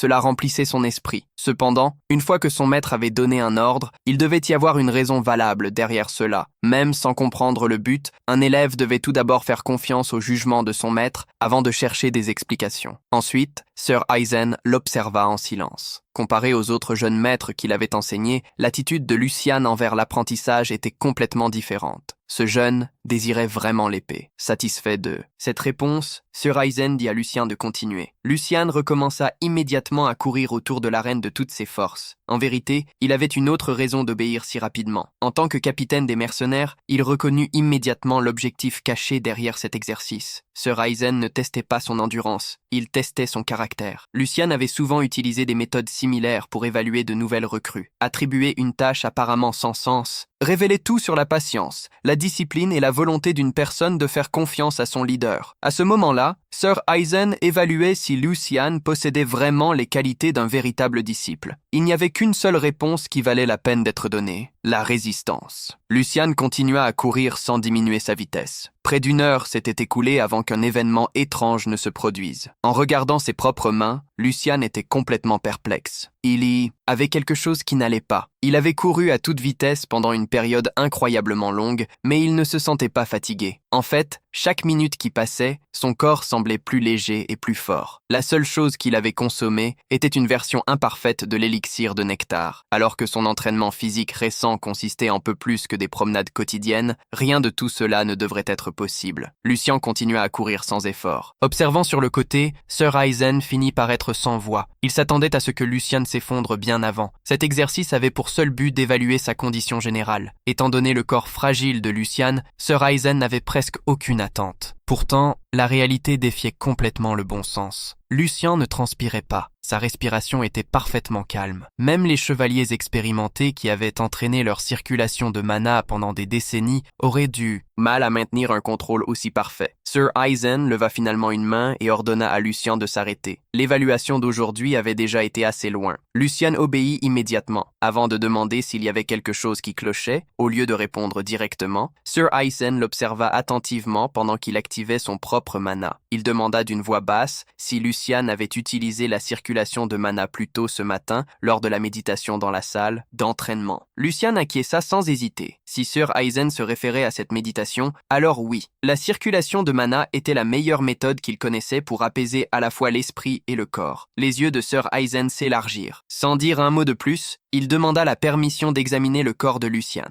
Il lui demanda de ne pas bouger, peu importe combien la sensation pourrait sembler étrange. En plaçant une main contre le bras de Lucian, Sir Aizen guida le mana à travers son corps. Au moment où il examina les voies de circulation de Lucian, le vieux maître d'épée se figea complètement. Son soupçon précédent s'était confirmé. Sir Aizen avait déjà atteint la limite absolue de la circulation de mana après une vie entière d'entraînement. Lucian n'avait pas seulement atteint cette limite, il l'avait déjà dépassée. À ce moment-là, Sir Aizen réalisa qu'il n'était pas témoin du sommet d'un chemin existant, mais de la naissance d'un chemin complètement nouveau. Après avoir baissé la main, Sir Aizen regarda Lucian avec une expression sérieuse et demanda « Depuis combien de temps cette étrange condition existait-elle » Il voulait savoir spécifiquement. Lorsque Lucian a terminé la formation de ses cercles de mana, il était perplexe. Lucian a demandé ce que cela signifiait. Aizen a expliqué qu'après avoir examiné son corps, il avait découvert quelque chose d'extraordinaire. Les canaux de mana de Lucian étaient parfaitement moldés pour maximiser le flux de mana. Ils fonctionnaient aussi harmonieusement qu'une roue à eau. Seule une poignée de maîtres légendaires, ayant consacré toute leur vie à l'entraînement, avait atteint un tel état. Lucian soupçonnait déjà que son corps était inhabituel. En entendant la confirmation du saint épéiste, il avait encore plus de questions. Comme personne d'autre dans l'Empire n'aurait pu expliquer mieux ce qui se passait que Aizen, il a décidé qu'il n'avait plus de sens de cacher la vérité. Il a admis qu'il n'avait commencé à pratiquer la circulation de mana que depuis environ 1 mois. Depuis le début, tous ses canaux de mana étaient entièrement ouverts. Il avait entendu que la circulation du mana causait généralement une douleur intense à cause de la tension dans le corps. Cependant, il n'avait jamais ressenti le moindre inconfort. Aizen était stupéfait. Même lui avait besoin de décennies d'entraînement acharné pour atteindre un tel niveau de circulation de mana. En regardant Lucian, il a commencé à se demander si les anciennes histoires de guerriers qui fendèrent des montagnes et des mers avec leurs épées étaient vraiment basées sur des personnes réelles. Accélérant ses pensées, il a respectueusement demandé à Lucian de considérer quelque chose d'inhabituel, même si cela pouvait sembler irrespectueux. Lucian serait-il prêt à abandonner sa position d'héritier de la maison Waldeck? Lucian était complètement choqué par la proposition. Il a immédiatement exigé de savoir s'il y avait quelque chose de mal avec son corps. Serait-il incapable de maîtriser l'escrime ou l'utilisation de mana finirait-elle par le détruire? Aizen a calmement secoué la tête et a expliqué que le contraire était vrai. Le corps de Lucian était presque parfait. Il pourrait non seulement utiliser le mana plus efficacement que presque quiconque vivant, mais il avait également le potentiel d'atteindre des sommets que même Aizen n'avait jamais réussi à atteindre. Si Lucian se consacrait entièrement à l'épée, devenir le prochain saint épéiste serait une simple formalité. Ces mots ont profondément touché Lucian. Dans sa vie antérieure, il avait cherché sans relâche le chemin vers le sommet de l'escrime. Il croyait que l'ancienne technique de l'épée Leonhardt lui permettrait enfin de l'atteindre. Maintenant, il réalisait que son nouveau corps pourrait l'emmener encore plus loin qu'il ne l'avait jamais imaginé. Cependant, il comprenait également le prix d'une telle opportunité. Il a demandé si Aizen voulait dire qu'il devrait choisir entre devenir l'héritier de la maison Waldeck et suivre le chemin du saint épéiste. Aizen a confirmé qu'il n'était pas possible de suivre les deux chemins en même temps. Il a expliqué qu'il approchait déjà des 100 ans. Bien que la circulation de mana lui permettait encore de se déplacer comme un homme dans sa meilleure forme, son corps ne pourrait plus échapper au vieillissement éternellement. S'il voulait transmettre tout ce qu'il savait avant sa mort, chaque année restante devait être entièrement consacrée à un unique disciple. Le temps pressait. Il ne pouvait tout simplement pas diviser son attention entre former Lucian comme épéiste et le laisser supporter les fardeaux de la direction familiale. Lucian s'est souvenu silencieusement que, selon l'avenir qu'il avait jadis vécu, Aizen décéderait en seulement 8 ans. Même ainsi, il ne pouvait abandonner la maison Waldeck. La prochaine ère du chaos nécessiterait autorité et légitimité, tout comme une force écrasante. En s'inclinant respectueusement, il s'est excusé et a admis que, bien que l'offre d'Aizen fût une incroyable honneur, il prévoyait de continuer à être un membre de la maison Waldeck jusqu'à la fin. Il ne pouvait abandonner les responsabilités qui pesaient désormais sur ses épaules. Aizen a souri amèrement et a ri de sa propre cupidité. Il a admis avoir eu des espoirs, d'une manière futile, de laisser derrière lui une partie de lui-même en faisant de Lucian son unique successeur. Alors que le vieux épéiste se préparait à partir, Lucian,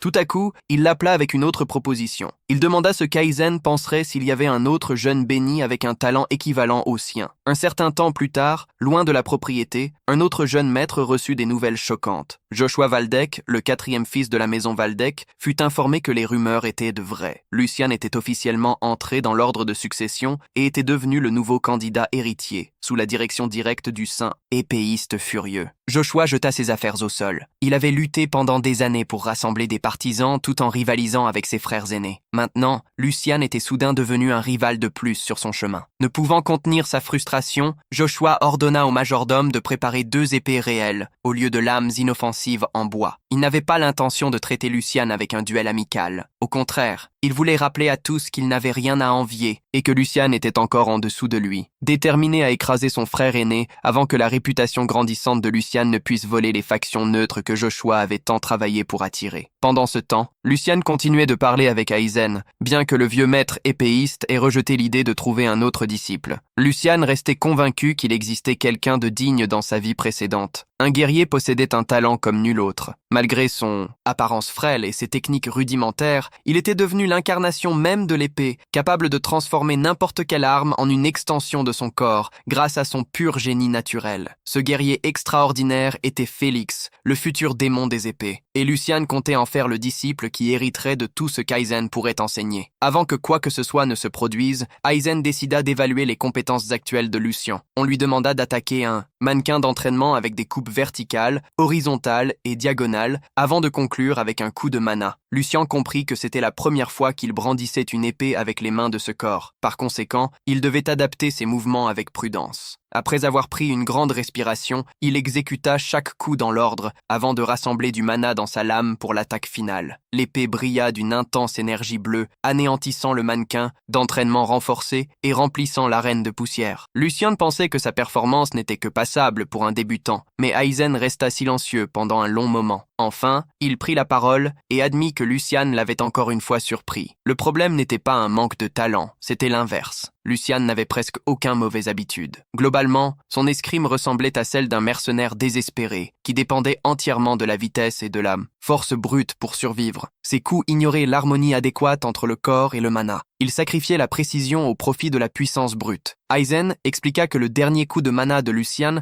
nécessitait un peu plus d'1 seconde pour rassembler toute sa force. Ce petit retard était plus que suffisant pour qu'un adversaire expérimenté le tue. Pour prouver son point, le vieux maître plaqua instantanément son épée contre la gorge de Lucian, avant même qu'il ne réalise que l'attaque avait commencé. Aizen l'alerta que l'ennemi n'attendrait jamais gentiment que son mana soit entièrement rassemblé. Le flux interne de mana et les mouvements externes du corps devaient devenir une action continue et parfaitement synchronisée. Ce n'est que lorsque le corps et le mana se déplacent ensemble, comme un courant unique, qu'un épéiste peut éveiller le véritable pouvoir de la lame. Après avoir démontré un coup impeccable qui avait détruit un autre mannequin d'entraînement en un seul mouvement, Aizen déclara calmement que c'était le chemin que Lucian devait suivre. Quelques jours passèrent, et Lucian continua de s'entraîner sous la direction de Monsieur Aizen, sans manquer un seul cours. Le vieux épéiste répétait sans cesse que le mana ne devait jamais stagner. Tout comme l'entraînement physique perfectionnait chaque mouvement du corps, le mana devait aussi circuler naturellement par une pratique constante. Renforcer le corps avec du mana signifiait laisser de l'espace pour la circulation libre. Lucian suivait chaque instruction, mais il n'arrivait pas encore à trouver l'équilibre que son mentor décrivait. Sir Aizen expliquait calmement que la vraie escrime ne pouvait être atteinte que lorsque le corps et le mana devenaient parfaitement synchronisés. Au moment où ces deux forces coulaient, comme une seule, l'épée révélait son véritable pouvoir. À peine les mots avaient-ils quitté sa bouche. Lucian fut projeté à plusieurs mètres en arrière par un autre coup sans effort. Il tomba maladroitement à genoux, la frustration brûlant sur son visage, tandis que Sir Aizen observait sans le moindre indice de sympathie. Le vieux épéiste instruit Lucian d'appliquer tout ce qu'il avait appris et de se défendre. Cette fois, cependant, le défi était plus complexe. Il devait juger la vitesse de l'adversaire, calculer la quantité exacte de force nécessaire et répondre sans hésitation. Sir Aizen attaqua à nouveau, et Lucian commença enfin à comprendre l'essence des enseignements de son maître. L'escrime ne consistait pas à surpasser un adversaire, mais à couler comme de l'eau, surpasser une force supérieure avec une efficacité impeccable tout en gaspillant le moins d'énergie possible. Déterminé à ne pas rester à la traîne, Lucian grimaça et brandit son épée de toutes ses forces. Les lames s'entrechoquèrent, libérant des courants de mana illuminant le champ d'entraînement. Le mana de Sir Aizen brillait d'un vert intense,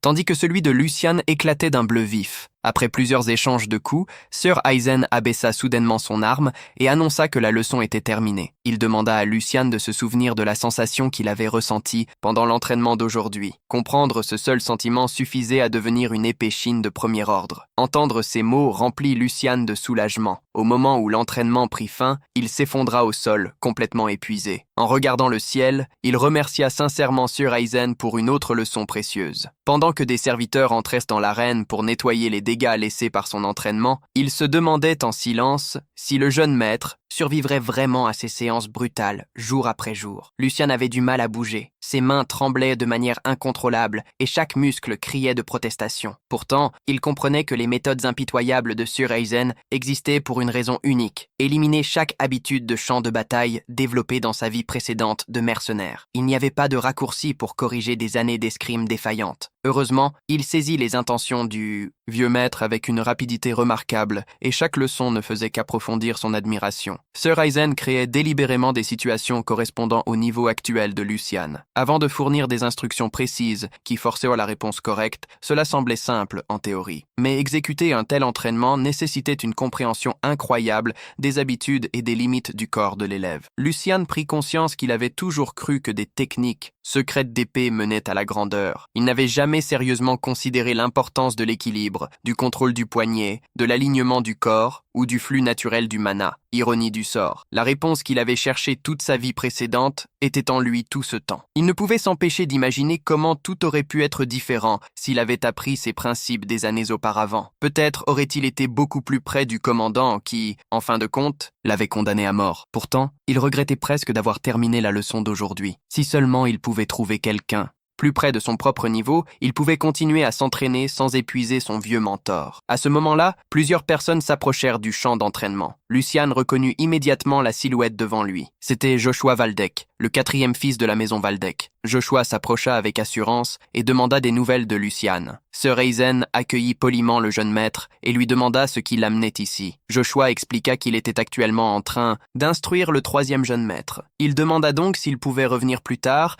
à moins que cela ne soit urgent. Joshua répondit rapidement qu'il n'y avait pas de besoin, révélant que sa visite concernait l'entraînement de Lucian lui-même. Joshua sourit poliment avant d'expliquer que son frère aîné était enfin sorti de l'isolement et avait commencé à apprendre l'escrime. En tant que frère cadet, mais plus expérimenté, il voulait simplement aider Lucian à progresser. Il tendit la main vers lui et se proposa comme partenaire d'entraînement. Lucian eut presque un rire intérieur. Son partenaire d'entraînement idéal venait de franchir la porte sans avoir besoin d'invitation. Sir Aizen regarda les deux frères avec curiosité. Joshua suggéra respectueusement qu'un combat pratique serait le moyen idéal d'améliorer le contrôle du mana de Lucian. De plus, les occasions pour les frères de passer du temps ensemble étaient rares. Il ne voulait pas gâcher une telle chance. Lucian observa la situation en silence et ne pouvait s'empêcher d'admirer comment les membres de la maison Valdek entouraient toujours leurs pièges de mots élégants. Joshua n'était pas seulement entré dans le champ d'entraînement sans invitation, il avait également apporté une vraie épée pour quelqu'un qui avait à peine entraîné pendant une semaine. Ses intentions ne pouvaient pas être plus évidentes. Joshua voulait détruire Lucian publiquement tout en déguisant le tout en assistance fraternelle. Avec Sir Aizen supervisant le combat, personne ne pourrait l'accuser de tricherie.